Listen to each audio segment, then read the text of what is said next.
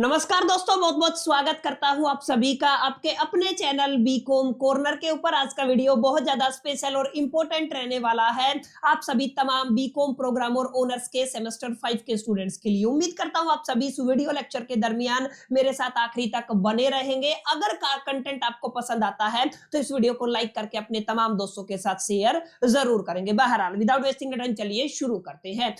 जिस सब्जेक्ट को लेकर आज की वीडियो के अंदर मैं आप सभी के साथ डिस्कशन और चर्चा करने वाला हूं, उस सब्जेक्ट का टाइटल है income tax law and practices. एक ऐसा सब्जेक्ट जो दिल्ली यूनिवर्सिटी के अंदर आपको बीकॉम प्रोग्राम और ऑनर्स दोनों ही कैटेगरी के बच्चों के लिए सेमेस्टर 5 के अंदर ऑफर किया जाता है। चाहे आप लोग रेगुलर के स्टूडेंट है, एसएल के स्टूडेंट है या एनसी वेब के स्टूडेंट है, तीनों ही कैटेगरी के अंदर सेमेस्टर 5 के अंदर आपको ये सब्जेक्ट देखने को मिलता है। और खास बात ये है इस सब्जेक्ट की, ये इस सब्जेक्ट का एग्जैक्ट सिलेबस तीनों के अंदर सेम रहने वाला है, पेपर पैटर्न भी सेम रहने वाला है। इसका मतलब आप सभी तमाम लोग तीनों ही कैटेगरी के स्टूडेंट आज की वीडियो को 100% यूटिलाइज कर सकते हैं। आज की वीडियो का एजेंडा क्या रहेगा, देखिए जैसा कि हमने पेपर पैटर्न को डिकोड किया था, वहां पे मैंने आप सभी के साथ एक छोटी सी इंफॉर्मेशन शेयर की थी कि इनकम टैक्स अपने आप में प्रैक्टिकल सब्जेक्ट होने के साथ साथ थ्योरेटिकल सब्जेक्ट भी है। अगर आप लोग पिछले कुछ सालों के पीवाईक्यूज को एनालिसिस करते हैं तो आप लोग ये पाते हैं कि आपके एग्जामिनेशन के अंदर प्रोग्राम और ओनर्स दोनों ही कैटेगरी के अंदर अप टू 30 मार्क तक का थ्योरी आपके एग्जामिनेशन के अंदर पूछा जाता है।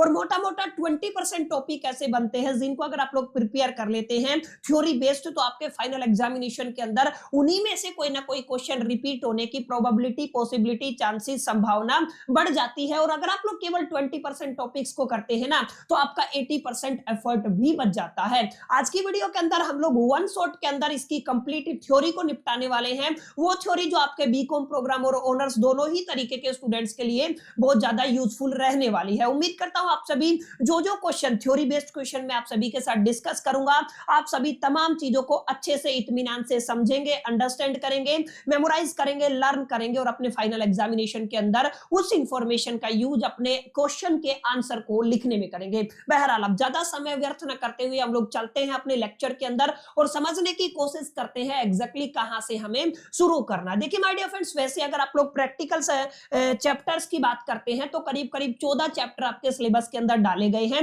लेकिन मैं आप सभी को बताता चलूं 14 के 14 में से आपको थ्योरेटिकल क्वेश्चन नहीं पूछे जाते हैं। आप लोग मान के चले मोटा मोटा अगर आप लोग 10 चैप्टर भी कर लेंगे तो वहां से भी आपके 30 नंबर वाला थ्योरी कवर हो जाएगा। अब आपको ध्यान क्या रखना है, एक बार आपको ध्यान ये देना है कि आपको सबसे पहले बेसिक कॉन्सेप्ट से जरूर आपको थ्योरी करना है। जहां तक प्रोबेबिलिटी है यहां से 6 नंबर की थ्योरी पूछने की पॉसिबिलिटी है। हम थ्योरी की ही बात करेंगे। चैप्टर 2 आपका रेजिडेंशियल स्टेटस है, यहां से भी माय डियर फ्रेंड 6 नंबर का थ्योरी आने की प्रोबेबिलिटी है। अगला एग्जम्प्टेड इनकम रहने वाला है और इसी के अंदर आपको सैलरी भी देखने को मिलेगा। जैसा कि मैं पिछली वीडियोस के अंदर बता चुका हूं, सैलरी से टोटल 18 नंबर का क्वेश्चन आता है, 6 नंबर का थ्योरी आता है, प्लस में 12 नंबर का न्यूमेरिकल आता है। हाउस प्रॉपर्टी से भी आपको यहाँ पे माय डियर फ्रेंड्स 12 नंबर का सवाल देखने को मिलता है, जहां पर कई बार थ्योरी भी पूछ ली जाती है, न्यूमेरिकल भी पूछ ली जाती है। Profit and gain by the business and profession, जिसको आप लोग पीजीबीपी करते हैं, इसको भी माय डियर फ्रेंड्स आपको यहाँ पे अंडरस्टैंड करना है। कैपिटल गेन से कंफर्म एक न्यूमेरिकल आएगा। आईयूएफ से भी एक आपका एक थ्योरी क्वेश्चन आता है। क्लबिंग ऑफ इनकम से भी कंफर्म एक क्वेश्चन माय डियर फ्रेंड्स आपसे पूछा जाता है, तो इसको भी आप लोगों को मार्क कर लेना है। नोवा chapter set off and carry forward losses है, यहाँ से भी शॉर्ट टर्म कैपिटल गेन और लॉन्ग टर्म कैपिटल गेन वाला एक क्वेश्चन आता है। अब यहाँ पे ध्यान रखिएगा 11 को आप लोग स्किप कर सकते हैं, 12 को भी स्किप कर सकते हैं। हाँ, डिडक्शन को किसी हद तक आपको पढ़ के जाना है। डिडक्शन से जुड़ी हुई एक वीडियोस मैंने आज ही अपलोड की है, तो डेफिनेटली आप लोग वहां पे एक बार उस वीडियो को देख लीजिएगा, तो आपका कोई भी क्वेश्चन इससे बाहर नहीं आएगा। अब ध्यान क्या रखना है, जो इसके अलावा सेट ऑफ तक आपके जो चैप्टर है ना, ये काफी इंपॉर्टेंट हो जाते हैं। यहाँ से 2-2, 3-3 क्वेश्चन ऐसे बनते हैं जो आपके एग्जामिनेशन के लिहाज से, आपके एग्जामिनेशन के प्रोस्पेक्टिव से बहुत इंपॉर्टेंट रहने वाले हैं। जैसे अगर आप लोग बेसिक कॉन्सेप्ट की बात करते हैं तो मैं डायरेक्ट आपको बताता चलता हूं, बेसिक कॉन्सेप्ट के अंदर 3 या 4 क्वेश्चन ऐसे हैं जो हर साल रिपीट होते हैं। सबसे पहले आपको पता होना चाहिए एसएससी की डेफिनेशन क्या होती है। सेकंड, आपको पता होना चाहिए प्रीवियस ईयर और असेसमेंट ईयर की डेफिनेशन क्या होती है। आपको पता होना चाहिए पर्सन की डेफिनेशन क्या होती है। माय डियर फ्रेंड्स, ये 3-4 ऐसे क्वेश्चन हैं जो हर साल आपके एग्जामिनेशन के अंदर रिपीट रिपीट होते हैं। अगर पहले चैप्टर से 6 नंबर का थ्योरी क्वेश्चन आया तो इन्हीं तीनों में से आपको एक क्वेश्चन देखने को मिलेगा।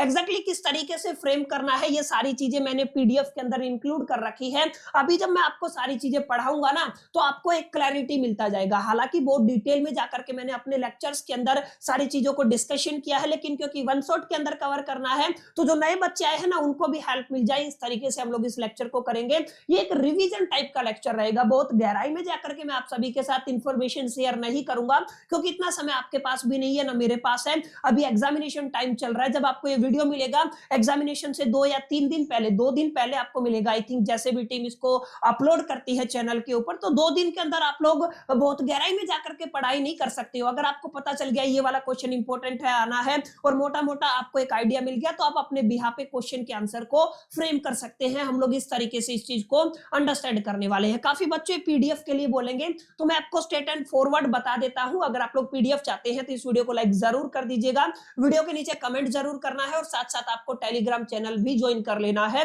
मेरी कोशिश रहेगी टेलीग्राम चैनल और जो बच्चे कमेंट करते हैं उनको डायरेक्ट मैं लिंक प्रोवाइड कर दूं ताकि आप लोग इस पीडीएफ को एक्सेस करके अच्छे से अपनी प्रिपरेशन को एक नेक्स्ट लेवल पे, एक नेक्स्ट स्टेप पे लेके जा सके। बहरहाल अब चलिए चलते। देखिए पहला क्वेश्चन माय डियर फ्रेंड्स मैंने क्या बताया था। पहला क्वेश्चन मैंने अभी आपको बताया कि पहला क्वेश्चन माय डियर फ्रेंड्स आपसे पूछा जाएगा, आपको एक्सप्लेन करना है प्रीवियस ईयर को। साथ साथ आपको ये याद रखना है एक होता है असेसमेंट ईयर। अगर आप सभी को याद हो तो इनकम टैक्स के अंदर होता क्या है। जैसे अगर मैं एक पर्सन हूं, इंडिविजुअल हूं, ठीक है ना, मैंने अर्निंग किया है। जैसे अगर मैं अर्निंग करता हूं लेटर से तो मेरा अर्निंग कब से कब, जैसे अगर आप लोग बात करते हैं 2024 से 25 की बात करते हैं तो ये मेरा आपका फाइनेंशियल ईयर है। आप लोग क्या कहेंगे इसको, फाइनेंशियल ईयर बोलते हैं, ठीक है ना।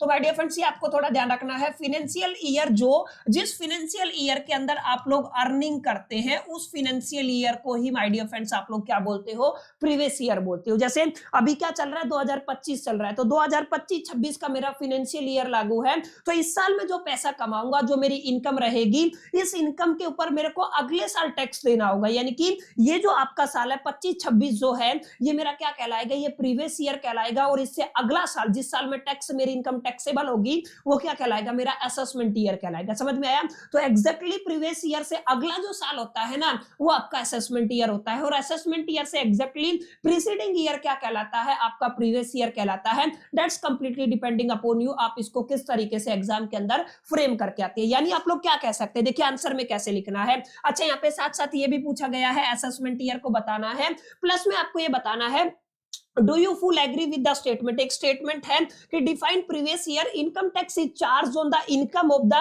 Previous year during the assessment year. क्या कह रहा है कि आपका जो इनकम है वो किस इनकम टैक्स वो किस पे लगता है, प्रीवियस ईयर पे लगता है। और आपको कब फिल करना पड़ता है, कब पे करना पड़ता है इनकम टैक्स, असेसमेंट ईयर के दरमियान पे करना पड़ता है। क्या आप इस स्टेटमेंट से फुल्ली एग्री है, ये आपको बताना है। और अगर आप लोग एग्री करते हैं तो किस तरीके से एग्री करते हैं, और एग्री नहीं करते हैं तो किस तरीके से एग्री नहीं करते हैं, इस बात को आपको ख्याल में और अपने जहन में रखना है। समझ में आया। तो ये मैं आपको बता चुका हूं, the financial year during which a person, individual, whatever you can से, जो भी आपका पैसा कमाता है, अर्निंग करता है, वो क्या होता है, प्रीवियस ईयर होता है। और एग्जैक्टली नेक्स्ट ईयर जो होता है उससे वो क्या होता है, आपका असेसमेंट ईयर होता है। क्लियर है। जिस साल उसकी इनकम क्या होती है, टैक्सेबल होती है। तो यहाँ पे ये आंसर लिखा हुआ, क्या लिखा हुआ है कि previous year refer to the financial year. ये अपने आप में किसको रेफर करता है, एक ऐसी फाइनेंशियल ईयर को रेफर करता है जो इमीडिएटली प्रीसीडिंग होती है। प्रीसीडिंग का मतलब क्या होता है माय डियर फ्रेंड्स, आपका पहले, एग्जैक्टली पहले, ठीक है ना,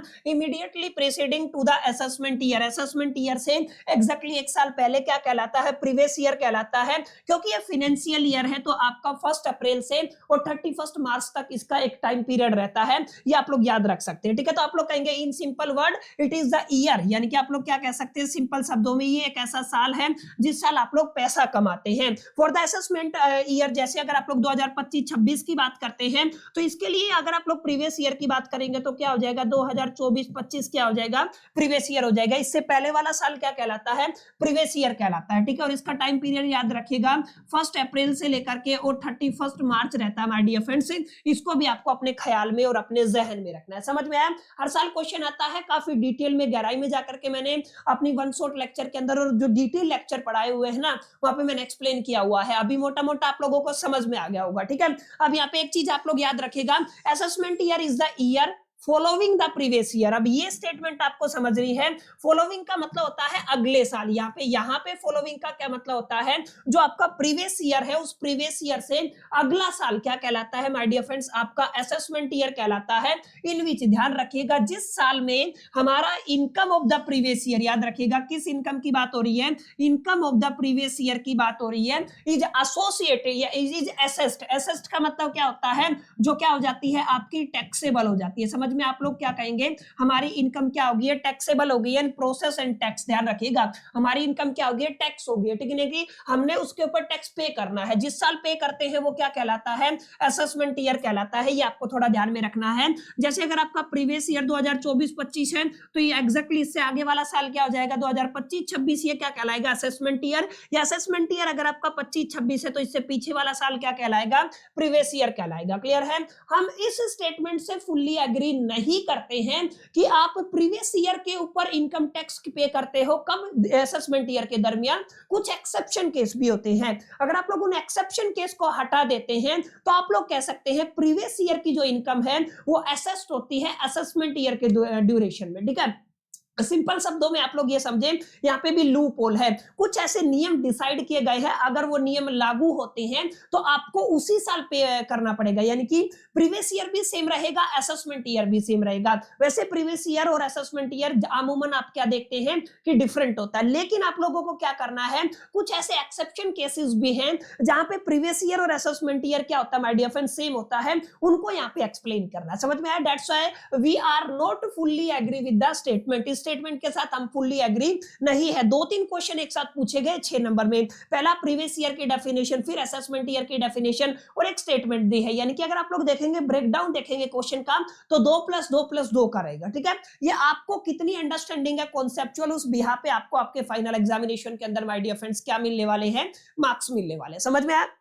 उम्मीद करता हूं इतनी बातें आपको समझ में आई होगी। आई थिंक चेक करना लैग तो नहीं कर रहा है, ठीक है ना, समझ में आई इतनी बातें। चलिए आगे बढ़ते हैं। अब आप कहेंगे कि सर वो जो इंपॉर्टेंट एक्सेप्शन की बात कर रहे हैं, जो भी एक्सेप्शन आपने बताए वो एक्सेप्शन कितने हैं और एग्जैक्टली उनके बारे में कहां से मालूमात हासिल होगी, तो हमने उनको एक फ्रेम में यहाँ पे तैयार कर दिया है। टोटल माय डियर फ्रेंड्स मैं आपको 5 एक्सेप्शन देने वाला हूं, जिनको आपको याद रखना। देखिए 5 एक्सेप्शन ऐसे हैं जहां पे आपका जो आपका प्रीवियस ईयर है प्लस में जो आपका असेसमेंट ईयर है माय डियर फ्रेंड्स, वो क्या रहता है, सेम रहता है। सेम साल आप लोग पैसा कमाते हैं और सेम साल ही आपको टैक्स देना होता है। Are you getting my point. जहां पे प्रीवियस ईयर और असेसमेंट ईयर क्या होगा, सेम होगा। ऐसे कितने केसेस आपको याद रखने हैं, टोटल 5 केसेस आपको याद रखने हैं। पहला केस आपको देखिए क्या है, यहाँ पे एक्सेप्शन दे लिखा हुआ है। सबसे पहले कोई भी अगर नॉन रेजिडेंट है, किसकी बात हो रही है, जिसका स्टेटस कैसा है, नॉन रेजिडेंट है, फ्रॉम द शिपिंग बिजनेस। समझ में आया। अगर आप किसकी बात करते हैं, income of non residents from the shipping business. Clear है।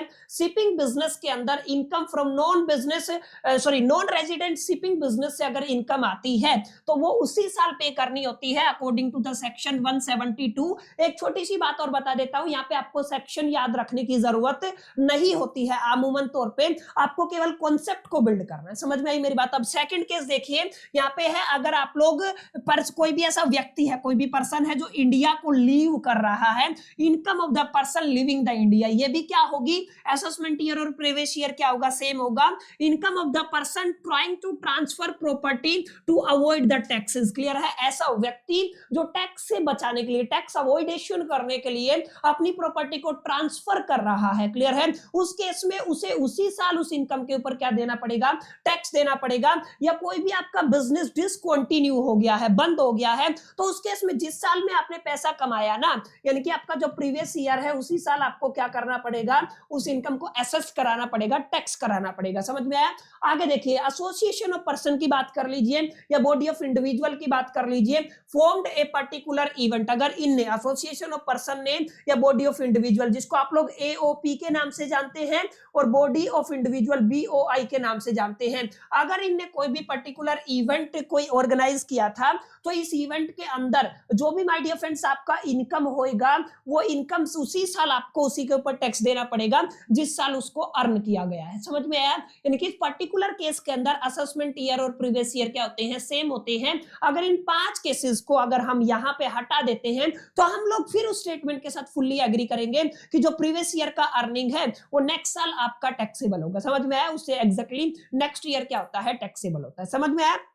तो बहुत बुनियादी तौर पे आपको एक मोटा मोटा आइडिया लग गया होगा कि इस क्वेश्चन को कैसे टैकल करना है। क्लियर है? एक छोटा सा क्वेश्चन और एग्जाम के अंदर आता है जिसको आप लोग कहते हैं माय डियर फ्रेंड्स, आपको बताना है पर्सन होता क्या है, पर्सन की डेफिनेशन क्या है इनकम टैक्स के अकॉर्डिंग, और आपको बताने हैं different type of the person. देखिए 2 क्वेश्चन एक साथ दे दिए। वैसे तो अगर आप लोग बात करते हैं सेक्शन, अगर मैं सेक्शन की बात करूं तो 2 सब सेक्शन 31, यानी कि अगर आप लोग सेक्शन की बात करते हैं तो सेक्शन 2 है इनकम टैक्स के अंदर और सबसेक्शन 31 है जहां पर हम लोग किसके बारे में बात करते हैं, पर्सन की डेफिनेशन देते हैं। According to the income tax अगर आप लोग बात करते हैं सेक्शन 231 की अगर आप लोग बात करते हैं तो इनकम टैक्स ये कहता है पर्सन के अंदर हम लोग 7 अलग अलग कैटेगरी को माय डियर फ्रेंड्स इंक्लूड करके चलते हैं। सबसे पहले हम लोग इंडिविजुअल की बात करते हैं। ठीक है, आप लोग किसकी बात करते हैं, इंडिविजुअल की बात करते हैं। इंडिविजुअल वो होते हैं जो नेचुरली बोर्न होते हैं, जैसे मैं हूं, जैसे आप हो, आपके मम्मी पापा है, पेरेंट्स है, यार दोस्त है, जो भी ह्यूमन बीइंग्स हैं, जो भी ह्यूमन बीइंग नेचुरली बर्थ लेते हैं उनको क्या बोलते हो, इंडिविजुअल बोलते हो। सेकंड माय डियर फ्रेंड्स, यहाँ पे किसी भी फर्म का जिक्र कर सकते हो, चाहे वो आपका पार्टनरशिप फर्म हो या आपका एलएलपी हो, लिमिटेड लायबिलिटी पार्टनरशिप हो। ठीक है, सेकंड माय डियर फ्रेंड्स, यहाँ पे आप लोग कंपनी को रख के चलते हो, कोई भी कंपनी हो माय डियर फ्रेंड्स वो पर्सन की कैटेगरी में आती है। इसके अलावा आप लोग एसोसिएशन ऑफ पर्सन की बात करते हो, इसके अलावा बॉडी ऑफ इंडिविजुअल की बात करते हो, इसके अलावा आर्टिफिशियल जुडिशरी पर्सन की भी बात करते हो माय डियर फ्रेंड्स। 2, 4 और 6 ये 6 कैटेगरी हो गई है। इसके अलावा एक और कैटेगरी माय डियर फ्रेंड्स आपकी यहाँ पे होती है जिसको हम लोग लोकल अथॉरिटी कहते हैं। पंचायत हो गई, म्युनिसिपल पार्टीज हो गए, ये सब किस कैटेगरी में आते हैं, ये सब आपकी लोकल अथॉरिटी की कैटेगरी में आते हैं। माने इनके अलावा आप लोग क्या कह सकते हैं, एक क्या होता है आपका लोकल अथॉरिटी होता है, यानी कि जो आपका section 3 sub section 31 income tax का क्या कहता है कि माय डियर फ्रेंड्स पर्सन के अंदर अलग अलग 7 कैटेगरी हम लोग इंक्लूड करके चलते हैं। वो 7 कैटेगरी क्या है, सबसे पहले हमने इंडिविजुअल्स की बात की। अच्छा, एक और होता है यहाँ पे हिंदू अनडिवाइडेड फैमिली होता है, यहाँ पे कंपनी होता है, फर्म होता है, एसोसिएशन ऑफ पर्सन या बॉडी ऑफ इंडिविजुअल, ये दोनों एक साथ होते हैं, याद रखिएगा इनके बीच में ऐसे साइन लगा होता है। ठीक है, एसोसिएशन ऑफ पर्सन और बॉडी ऑफ इंडिविजुअल होता है, लोकल अथॉरिटीज होती है, म्युनिसिपल पार्टीज और पंचायत हो गए, आर्टिफिशियल जुडिशरी पर्सन हो गया जिसको एसजीपी के नाम से जानते हो। ये सब किसके अंदर आते हैं, ये इनकम टैक्स के अंदर आते हैं और इनकम टैक्स के अंदर पर्सन वाली कैटेगरी के अंदर आते हैं। इनकम टैक्स कहता है कंपनी है तो मेरे लिए पर्सन है, इनकम टैक्स कहता है पार्टनरशिप फर्म या लिमिटेड लायबिलिटी पार्टनरशिप है तो वो भी मेरे लिए पर्सन है। इनकम टैक्स क्या कहता है, अगर कोई एसोसिएशन ऑफ पर्सन या बॉडी ऑफ इंडिविजुअल है तो मेरे लिए भाई साहब वो भी क्या है, आपका स्पेसिफिकली पर्सन है। अगर कोई आर्टिफिशियल जुडिशरी पर्सन है तो वो भी मेरे लिए पर्सन है। चाहे बात म्युनिसिपल पार्टी की करें, चाहे आप लोग पंचायत की करें, ये तमाम ऐसी चीजें हैं जो इनकम टैक्स की नजर में, इनकम टैक्स के बिहाफ पे किसकी कैटेगरी के अंदर फॉल करती है, ये आपके पर्सन की कैटेगरी के अंदर फॉल करती है। बहुत इंपॉर्टेंट सवाल है क्योंकि इंपॉर्टेंट सीरीज चल रहा है वन शॉट के अंदर, कोई ऐसा क्वेश्चन में छोड़ने वाला नहीं हूं जो एग्जामिनेशन के प्रोस्पेक्टिव से इंपॉर्टेंट रहने वाला है। तो फटाफट से इसी बात पर अगर आपको चीजें समझ में आ रही तो वीडियो को लाइक करके अपने दोस्तों के साथ शेयर जरूर कीजिए और वीडियो के नीचे प्यारा सा कमेंट जरूर कीजिएगा ताकि यूट्यूब के एल्गोरिथम को इस वीडियो के बारे में पता चले और मैक्सिमम लोगों तक हम लोग रीच आउट कर सके और मैक्सिमम बच्चे इस वीडियो का बेनिफिट उठा सके। बहरहाल चलिए आगे चलते हैं, अगले क्वेश्चन की तरफ बढ़ते हैं। अगला क्वेश्चन क्या कहता है, मैंने बताया था आपको कि एक ऐसा शब्द है जिसको आप लोग क्या कहते हैं माय डियर फ्रेंड्स, एसएससी। अब ये थोड़ा आपको याद रखना है, एसएससी की जो डेफिनेशन है ना इनकम टैक्स के अंदर सेक्शन 2 सब सेक्शन 7 के अंदर डिफाइन की गई है। एसएससी वो व्यक्ति जो कहीं ना कहीं जिसने इनकम अर्न किया है और जो आपका टैक्स पे करने के लिए लायबल होता है, इसको क्या कहते हो आप लोग, एसएससी कहते हो। ठीक है, कोई भी पर्सन जो क्या होता है टैक्स पे करने के लिए लायबल होता है वो क्या कहलाता है, एसएससी कहलाता है। एसएससी मींस पर्सन, पर्सन के अंदर 7 कैटेगरी है जो हमने बताई थी, कंपनी हो, फर्म हो, body of individual, association of person, artificial judiciary person, local authority और इंडिविजुअल व्हाटएवर। ठीक है ना, कोई भी पर्सन बाय हुम, ध्यान रखिएगा, by whom any tax or any other sum of the money is payable under the this act, यानी कि इनकम टैक्स एक्ट के अंदर अगर कोई भी व्यक्ति क्या करता है जिसको टैक्स पे करना है या कोई और मनी अमाउंट पे करना है and include every person in respect of whom any proceeding has been taken under this act, उसको क्या बोलते हैं माय डियर फ्रेंड्स, उसको एसएससी बोलते हो। क्लियर है? अब एसएससी अगर आप लोग पढ़ते हो ना, तो एसएससी को 4 कैटेगरी में क्लासिफाई किया गया है। एक डिफॉल्ट एसएससी होता है, एक आपका डीम्ड एसएससी होता है, ठीक है ना। ये सारी चीजें हम लोग यहाँ पे पढ़ने वाले हैं। देखिए कितने तरीके के एसएससी हो गए, ठीक है ना। पहला एसएससी क्या होता है, नॉर्मल एसएससी होता है। कोई भी व्यक्ति या कोई भी पर्सन, व्यक्ति नहीं बोलूंगा मैं, बोलूंगा पर्सन, ठीक है ना। यहाँ पे 7 कैटेगरी आ गई हैं। जिसको टैक्स पे करना है वो क्या कहलाता है, वो आपका बेसिकली नॉर्मल एसएससी कहलाता है। Person who is liable to pay the tax or a file return, ठीक है ना। या तो फाइल करता हो रिटर्न को, या फिर वो क्या करता हो, टैक्स पे करता हो, वो क्या कहलाता है, नॉर्मल एसएससी। रिप्रेजेंटेटिव एसएससी क्या होता है, एक ऐसा व्यक्ति जो रिप्रेजेंट करता है, किसी और व्यक्ति को रिप्रेजेंट करता है, वो क्या कहलाता है, रिप्रेजेंटेटिव एसएससी कहलाता है। Person who represents another person for the tax purpose, tax purpose के लिए जब एक व्यक्ति किसी दूसरे व्यक्ति को रिप्रेजेंट करता है तो रिप्रेजेंटेटिव एसएससी कहलाता है। एक डीम्ड एसएससी होता है। डीम्ड एसएससी का मतलब person treated as a assessee, उसको क्या किया जाता है, ट्रीट किया जाता है assessee in the special cases. जैसे आपका लीगल हियरिंग हो गया, एग्जीक्यूटर हो गया, इन तमाम केसेस में किसी एक पर्सन को क्या किया जाता है, ट्रीट किया जाता है एज एसएससी। तो वो क्या हो गया आपका, वो आपका डीम्ड एसएससी हो गया। एसएससी इन डिफॉल्ट का मतलब क्या होता है my dear friends, assessee in default का मतलब होता है एक ऐसा व्यक्ति जिसने डिफॉल्ट कर दिया। डिफॉल्टर जिसको कहते हैं ना, जिसने टैक्स पे नहीं किया, आईटीआर रिटर्न नहीं किया, वो क्या कहलाता है, वो डिफॉल्टर कहलाता है। Person who fail to deduct or pay the tax as a requirement, ठीक है ना, उसने जो आपका रिक्वायर्ड टैक्स वगैरह पे नहीं किया है टाइम पे, तो डिफॉल्ट एसएससी कहलाता है। समझ में आया? बेसिक सा क्वेश्चन, यहां से यही कुछ अब आपका पूछा जाता है। इससे बाहर ज्यादा कुछ माय डियर फ्रेंड्स आपसे पूछा नहीं जाएगा। क्लियर है माय डियर फ्रेंड्स? उम्मीद करता हूं चीजें यहां तक आपको समझ में आई होंगी, आप लोग समझ गए होंगे। तो यहाँ पे ये वाला सवाल मैंने करा दिया है, ये वाला भी करा दिया है और ये वाला भी करा दिया है। कई बार क्या होता है, एक सवाल और पूछ लिया जाता है, क्वेश्चन नंबर 4, जहां पे आपसे क्या पूछा जाता है, आपको एक्सप्लेन करना है ग्रोस टोटल इनकम को, आपको एक्सप्लेन करना है टोटल इनकम को। My dear friends, gross total income का मतलब जो 5 हेड होते हैं आपकी इनकम के, income under the head of the salary, capital gain, house property, PGBP जिसको आप लोग profit and gain by the business and profession की बात करते हैं, एंड आईएफओएस जिसको आप लोग इनकम फ्रॉम अदर सोर्सेज कहते हैं। 5 हेड की इनकम को अगर आप लोग टोटल कर देते हैं तो माय डियर फ्रेंड्स वो आपका ग्रोस टोटल इनकम होता है। लेकिन ग्रोस टोटल इनकम के अंदर से अगर आप लोग डिडक्शन अप्लाई कर देते हैं माय डियर फ्रेंड्स, क्या अप्लाई कर देते हैं, डिडक्शन माइनस कर देते हैं, लेस कर देते हैं, तो क्या बन जाता है, टोटल इनकम बन जाता है। ठीक है, काफी डिटेल में पढ़ाया हुआ है, आप लोग इसको अच्छे से लिख के आइएगा। उम्मीद करता हूं आप सभी को याद होगा। चलिए आगे चलते हैं। आगे क्वेश्चन क्या है आगे, ठीक है, ये पहला चैप्टर था, पहला चैप्टर बेसिक कॉन्सेप्ट था, और बेसिक कॉन्सेप्ट के अंदर केवल 4 क्वेश्चन करने, जैसा कि मैंने आपको बताया। अच्छा, रेजिडेंशियल स्टेटस के अंदर आपको मोस्ट प्रोबेबली न्यूमेरिकल पूछा जाएगा, लेकिन कई बार मैंने देखा पीवाईक्यूज को एनालिसिस करते टाइम कि यहां से दोनों ही चीजें 18 नंबर का सवाल भी पूछ लिया जाता है, थ्योरी भी पूछ लेते हैं और न्यूमेरिकल भी पूछ लेते हैं। तो यहाँ पे सबसे इंपॉर्टेंट क्या है, आपको इंडिविजुअल के लिए, हिंदू अनडिवाइडेड फैमिली के लिए और कंपनी के लिए, तीनों के लिए रेजिडेंशियल स्टेटस कैसे निकालते हैं, उनकी बेसिक कंडीशंस क्या हैं, एडिशनल कंडीशंस क्या हैं, ये आपको पढ़नी है। सिर्फ इतना ही करना है। अगर आप लोग ये समझ पाए, उसके बाद आपको रेजिडेंशियल स्टेटस पढ़ना है, नॉन रेजिडेंट है कि रेजिडेंट है, रेजिडेंट है तो रेजिडेंट में ऑर्डिनरी रेजिडेंट है कि नॉन ऑर्डिनरी रेजिडेंट है, ठीक है, ये आपको थोड़ा पढ़ना है। अगर आप लोग इतना कर लेते हैं तो रेजिडेंशियल स्टेटस आपका कंप्लीट हो जाता है। जैसे ये सवाल क्या कहता है, सवाल ये कहता है my dear friends, how is residential status of the individual is find out, ठीक है ना।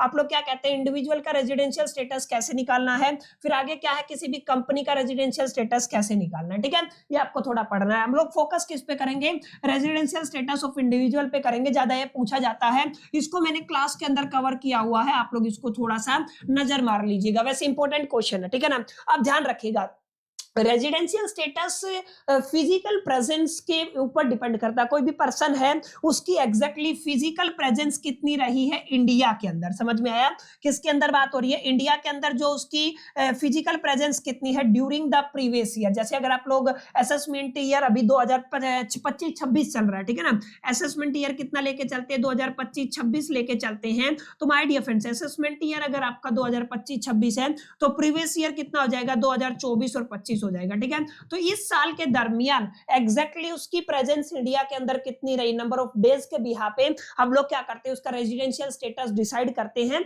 और रेजिडेंशियल स्टेटस केवल और केवल इनकम को कैलकुलेट करने के प्रोस्पेक्टिव से कैलकुलेट किया जाता है। यहाँ पे आपकी नेशनलिटी की कोई बात नहीं हो रही है, यहाँ पे आपकी आइडेंटिटी की बात नहीं हो रही है, ठीक है ना। आपको नेशनलिटी वाला कोई सिस्टम नहीं है, ना ही यहाँ पे कोई सदस्यता की बात हो रही है। यहाँ पे सिर्फ रेजिडेंशियल स्टेटस का मतलब है एग्जैक्टली कितना हिस्सा इनकम का टैक्सेबल रहेगा, उसको माय डियर फ्रेंड्स हमें क्या करना है, यहाँ पे कैलकुलेट करना है। सिंपल सा मुद्दा है, ठीक है। तो ये आपको थोड़ा ध्यान में रखना है। रेजिडेंशियल स्टेटस किसी भी इंडिविजुअल की फिजिकल प्रेजेंस के ऊपर डिपेंड करता है, जहां पर आप लोग 3 तरीके के स्टेटस माय डियर फ्रेंड्स यहाँ पे पढ़ने वाले हैं। 3 तरीके के स्टेटस में सबसे पहले हम लोग पढ़ेंगे ROR रेजिडेंट है और ऑर्डिनरी रेजिडेंट है। दूसरा क्या रहेगा, RNOR यानी कि रेजिडेंट है लेकिन नॉट ऑर्डिनरी रेजिडेंट है। एक होगा NR का मतलब क्या होता है, नॉन रेजिडेंट। क्लियर है, तीनों ही स्टेटस माय डियर फ्रेंड्स हमें पढ़ने हैं और तीनों ही स्टेटस आपको आने चाहिए। न्यूमेरिकल भी आएगा और थ्योरेटिकल क्वेश्चन भी आने की प्रोबेबिलिटी यहाँ पे मैक्सिमम रहने वाली है। तो उम्मीद करता हूं माय डियर फ्रेंड्स यहां तक बातें आपको समझ में आई होगी। जब भी आप लोग इंडिविजुअल के रेजिडेंशियल स्टेटस को कैलकुलेट करते हैं तो हमें 3 स्टेटस निकालने होते हैं।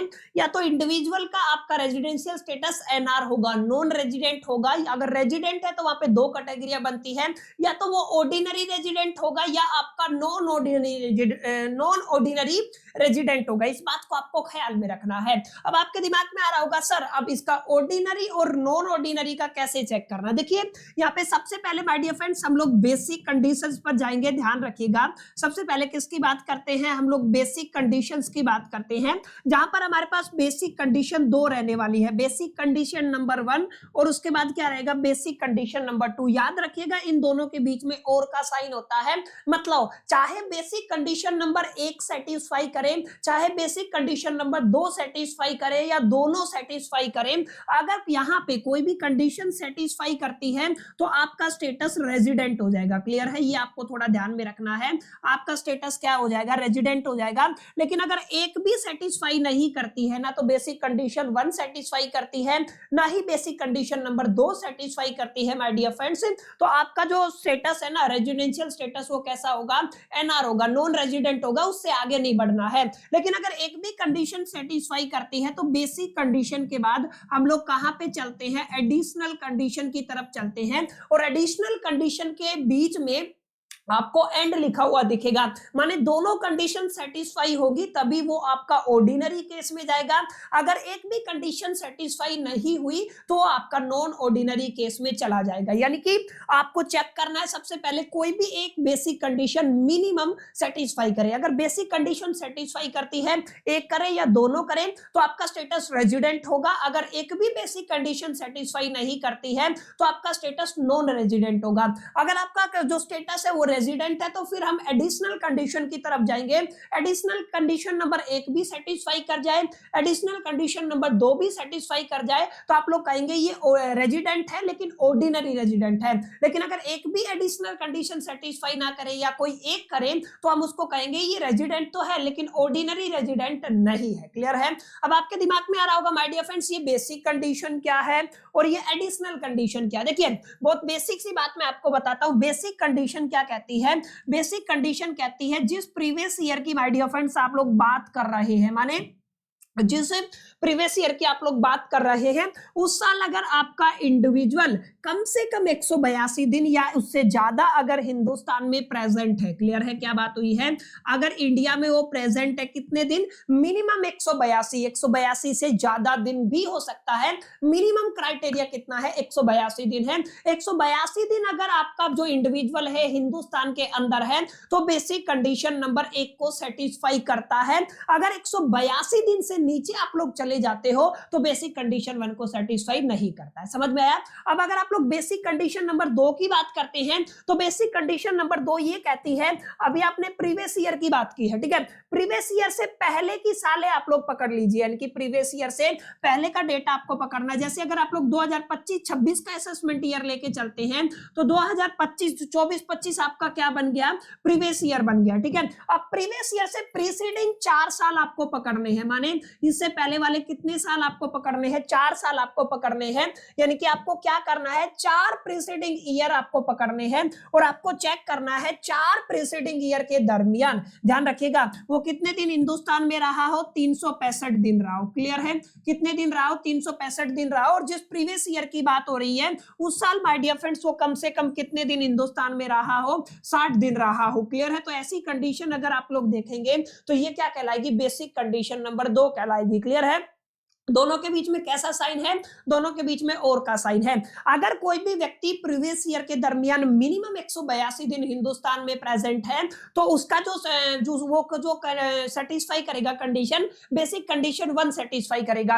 अगर कोई भी व्यक्ति प्रीवियस ईयर के दरमियान 60 दिन हिंदुस्तान में है और प्रीवियस ईयर से प्रीसीडिंग 4 ईयर का मिला करके टोटल 365 दिन बन जाता है तो वो बेसिक कंडीशन सेकंड को सेटिस्फाई करेगा। अगर मिनिमम एक भी कंडीशन सेटिस्फाई करती है, 2 भी हो सकती हैं, तो उसका स्टेटस रेजिडेंट होगा। अगर एक भी सेटिस्फाई नहीं हुई तो वो नॉन रेजिडेंट हो जाएगा, आगे बढ़ने की जरूरत नहीं है।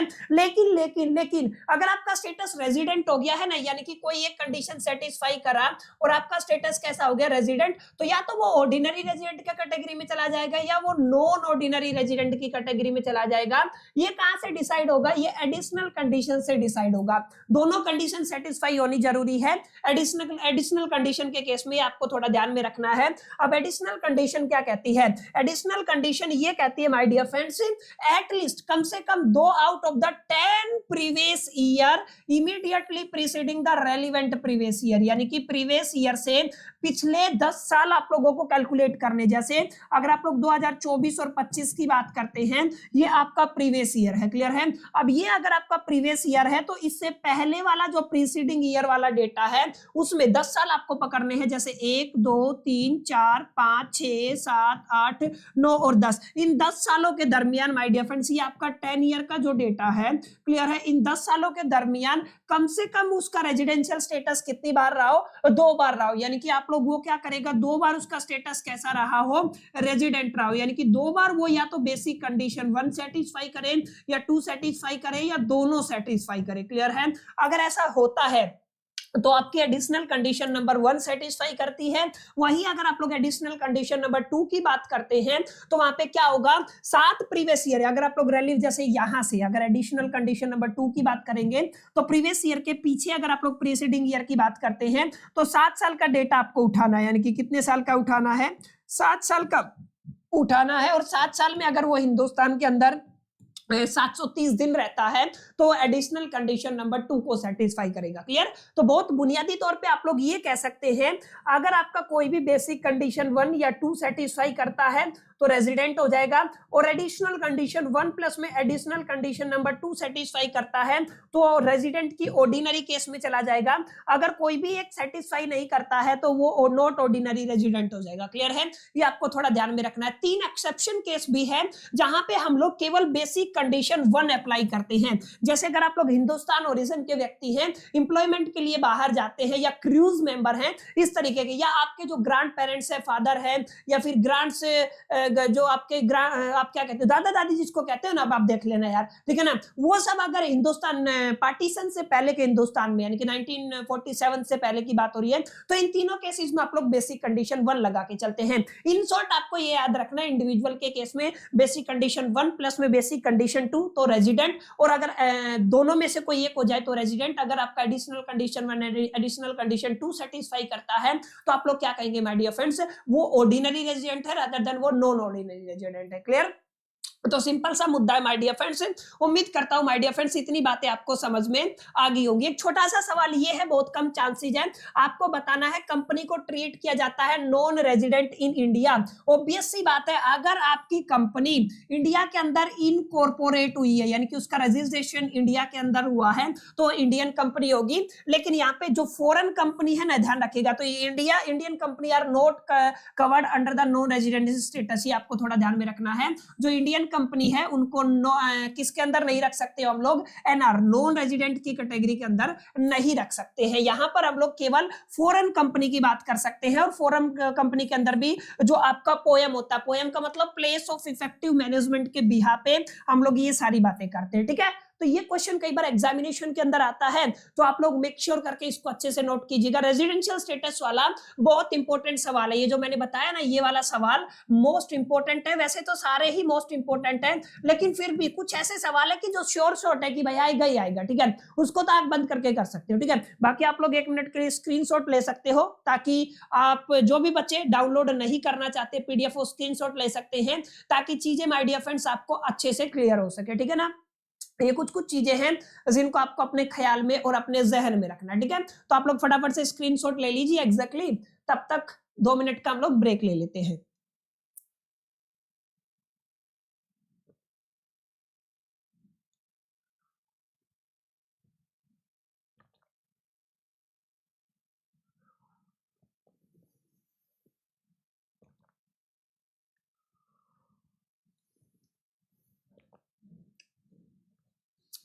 फटाफट कर लो भैया ना, बहुत बेसिक बेसिक चीजें हैं यहाँ पे, कोई डिफिकल्ट टास्क आपको देखने को नहीं मिलेगा, बेसिक सी चीजें हैं, अंडरस्टैंड करेंगे तो हो जाएगा।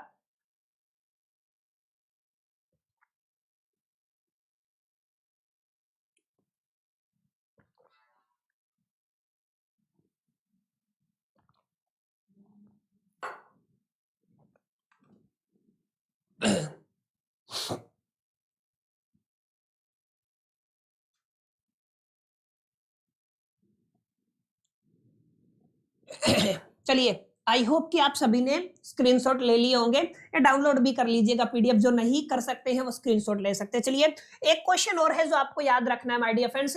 हिंदू अनडिवाइडेड फैमिली का रेजिडेंशियल स्टेटस कैसे निकालते हैं? सेम सा तरीका है, कंडीशंस भी सेम सी है, बस इसको एक बार मोटा मोटा नजर मार के चले जाइएगा। बाकी यहाँ पे ये वाला क्वेश्चन क्या रहने वाला है, सबसे ज्यादा इंपॉर्टेंट रहने वाला है, स्टार मार्क कर लीजिएगा, ठीक है। इतना कर लोगे तो रेजिडेंशियल स्टेटस कंप्लीट हो जाएगा। एग्जम्प्टेड इनकम के अंदर माय डियर फ्रेंड्स केवल 2 क्वेश्चन इंपॉर्टेंट बनते हैं। एक तो एग्रीकल्चरल इनकम, आपको पता होना चाहिए कि एग्रीकल्चरल इनकम क्या होता है, आप सभी जानते हैं, इसको थोड़ा सा पढ़ लेते हैं ताकि आपको क्लैरिटी हो, ठीक है। एग्रीकल्चरल मतलब खेती के लिए जो जमीन होती है, ठीक है, उसको क्या बोलते हो? एग्रीकल्चरल लैंड बोलते हो। और एक बात याद रखिएगा, ये जो लैंड है, एग्रीकल्चरल लैंड, जो जमीन है जिसके ऊपर खेती करते हो आप लोग, एक तो शर्त ये है कि ये हिंदुस्तान के अंदर हो, यानी कि इंडिया के अंदर हो। दूसरी शर्त ये है कि ये आपका अर्बन एरिया के अंदर ना हो, रूरल एरिया के अंदर हो। अगर अर्बन एरिया के अंदर है तो फिर सारा मामला बिगड़ जाएगा, ठीक है। इनकी गांव की जमीन की बात हो रही है, ठीक है ना।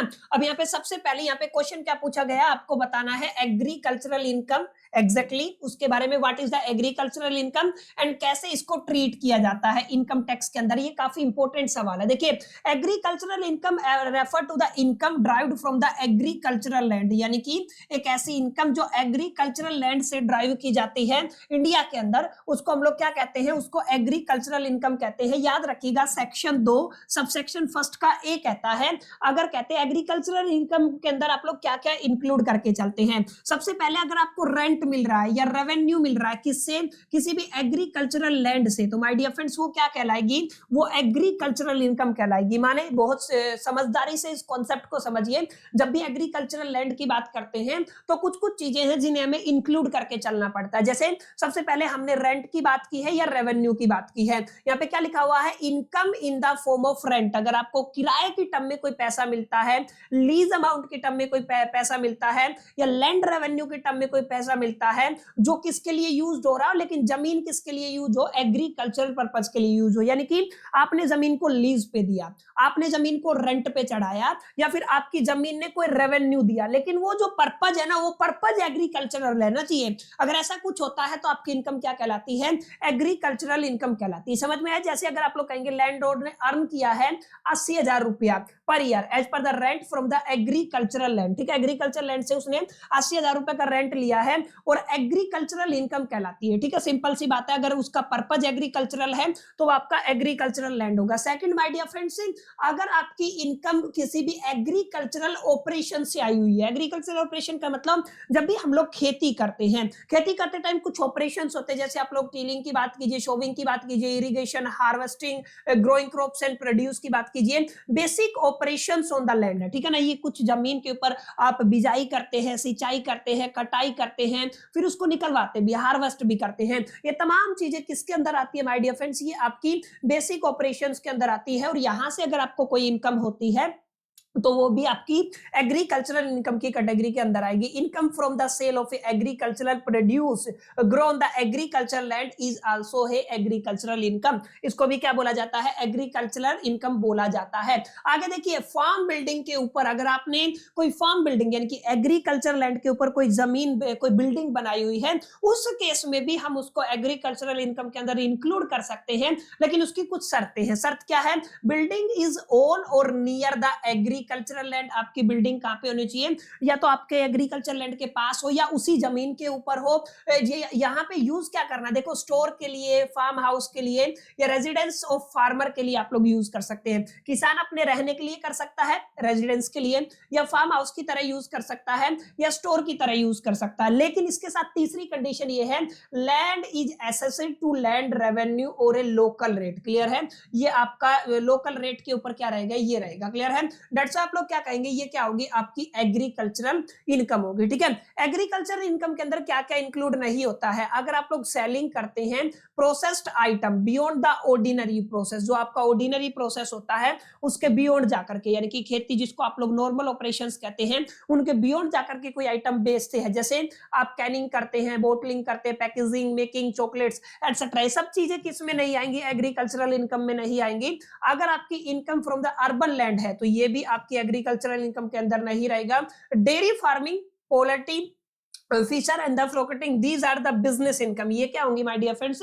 बिजनेस इनकम होगी। इनको भी एग्रीकल्चर इनकम के अंदर नहीं रखा जाता है। बहुत बेसिक बेसिक चीजें माय डियर फ्रेंड्स, जिनको आपको याद रखना। ठीक है? अब अगर आप लोग न्यू रेजिम की बात करते हैं तो न्यू रेजिम के अंदर अगर आप लोग ट्रीटमेंट की बात करते हैं तो फुल्ली एग्जेम्प्टेड होता है। एग्रीकल्चरल इनकम क्या होता है? फुल्ली एग्जेम्प्टेड होता है अगर आप लोग न्यू रेजिम की बात करते हैं। ठीक है? अगर आप लोगों को मैं दिखाऊं तो न्यू रेजिम कहां पे है? आई थिंक यहाँ पे आपको दिखेगा न्यू रेजिम। देखिए ये रहा आपका न्यू रेजिम। ठीक है? न्यू टैक्स रेजिम की बात करते हैं, 115 BAC की बात करते हैं तो देखिए यहाँ पे क्या है? Agricultural income remain fully exempted. क्या होती है? फुल्ली एग्जेम्प्टेड होती है। पार्शियल इंटीग्रेशन एक मेथड होता है, तरीका होता है, not applicable under this regime. यानी कि आप जब ट्रीटमेंट की बात करते हैं तो ट्रीटमेंट हम केवल और केवल ओल्ड रेजिम के अंदर करते हैं। न्यू रेजिम के अंदर डायरेक्टली फुल्ली एग्जेम्प्टेड आपकी इनकम रहती है। देखिए यहाँ पे क्या लिखा हुआ है? Agricultural income is exempted under the section 10(1). ठीक है? आपके याद रखना सेक्शन 10 सब सेक्शन 1 के अंदर ये एग्जेम्प्टेड रहती है। However, in some cases, it is indirectly included for the tax computation under the method of the partial integration. अब मैं पढ़ाऊंगा partial integration क्या होता है, लिख के आ जाइएगा। partial integration obliged when the non agricultural income greater than 2.5 lakh रुपए होगी। नॉन एग्रीकल्चर इनकम कितनी है? 2.5 लाख है। नेट एग्रीकल्चरल इनकम अगर 5,000 से ज्यादा है तो आप लोग क्या लगाएंगे माय डियर फ्रेंड्स? आप लोग पार्शियल इंटीग्रेशन वाला मेथड लगाएंगे। ठीक है? ये आपको थोड़ा ध्यान में रखना। ठीक है? क्या मेथड लगाएंगे? Partial integration. थोड़ा सा आपको ये भी लिख के आना है कि ये पार्शियल इंटीग्रेशन में 3 स्टेप होती है। डिटेल में पढ़ाई हुई है, एक बार आप लोग गो थ्रो कर लीजिएगा। इसमें कुछ समझाने वाली बात नहीं है, सिर्फ लिखना है, प्रैक्टिकल नहीं करना। ठीक है? और कौन कौन सी एग्रीकल्चरल, अगर आपके पास इंडिया से बाहर कोई एग्रीकल्चरल लैंड है तो उसकी इनकम को एग्रीकल्चरल इनकम के अंदर नहीं कंसीडर किया जाएगा। ये बात मैं आपको शुरू में बता चुका हूं। ठीक है? तो माय डियर फ्रेंड्स, ये कुछ एक छोटा सा क्वेश्चन था जो आपका एग्जेम्प्टेड इनकम के अंदर एग्रीकल्चरल इनकम से जुड़ा हुआ था। ठीक है? अब एक और सवाल आता है, अक्सर ध्यान रखिएगा।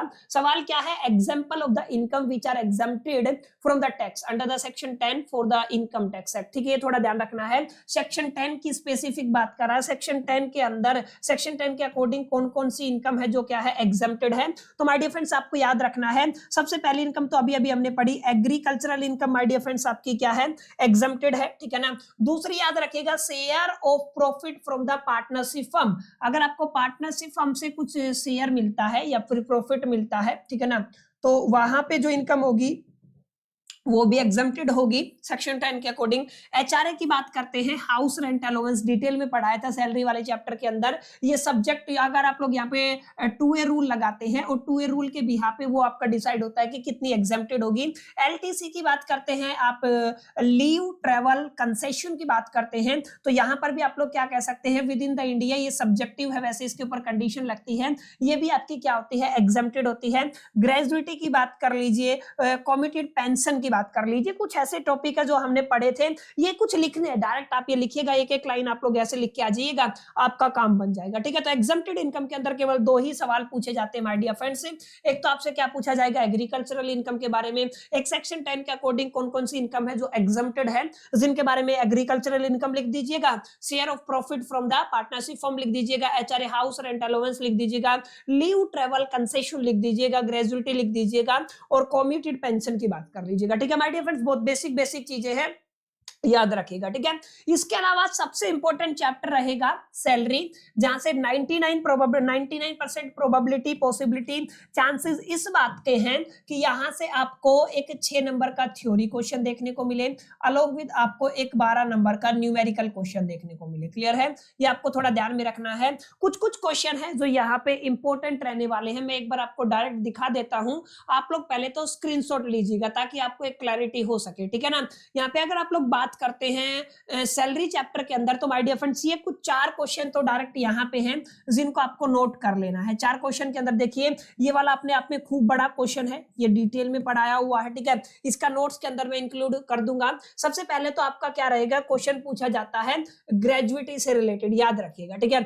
दूसरा क्वेश्चन पूछा जाता है प्रोविडेंट फंड से रिलेटेड, तीसरा क्वेश्चन पूछा जाता है पेंशन से रिलेटेड। क्लियर है, ये आपको थोड़ा ध्यान में रखना, ठीक है। इसके अलावा एचआरए से भी संबंधित क्वेश्चन आता है, एचआरए को आपको एक्सप्लेन करना है, हाउस रेंट अलाउंस, ठीक है ना। एक होता है आपका रेंट फ्री अकोमोडेशन, आरएफए के ऊपर भी क्वेश्चन आता है।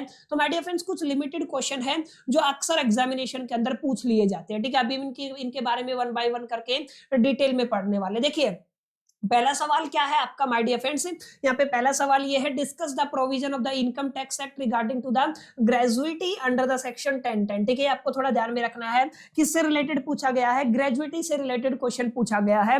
आप सभी जानते हैं ग्रेजुइटी का मतलब क्या होता है, जब भी कोई भी इंप्लॉय एक लंबे समय तक किसी ऑर्गेनाइजेशन के साथ अपनी सर्विस प्रोवाइड करता है तो एडिशनल उसको एक बेनिफिट प्रोवाइड किया जाता है, एडिशनल एक अमाउंट प्रोवाइड किया जाता है जो उसकी सर्विस को ध्यान में रख के उसको प्रोवाइड की जाती है। टोटल सम अमाउंट होता है, उसको आप लोग ग्रेजुइटी बोलते हैं, जो अमूमन रिटायरमेंट के टाइम पे आपको देखने को मिलता है, ठीक है। तो यहाँ पे आप लोग क्या लिखेंगे, ग्रेजुइटी अपने आप में एक ऐसा लमसम अमाउंट है जो पेड किया जाता है इंप्लॉयर के द्वारा, किसको, इंप्लॉय को, in recognition of the long and the continuous service. मैंने बताया ना, लंबी और कंटिन्यूअस सर्विस की रिकॉग्नाइजेशन के बिहा पे कोई भी इंप्लॉयर अपने इंप्लॉय को क्या करता है, एक लमसम अमाउंट प्रोवाइड करता है, जिसको माय डियर फ्रेंड्स किस नाम से जाना जाता है, ग्रेजुइटी के नाम से जाना जाता है, ठीक है।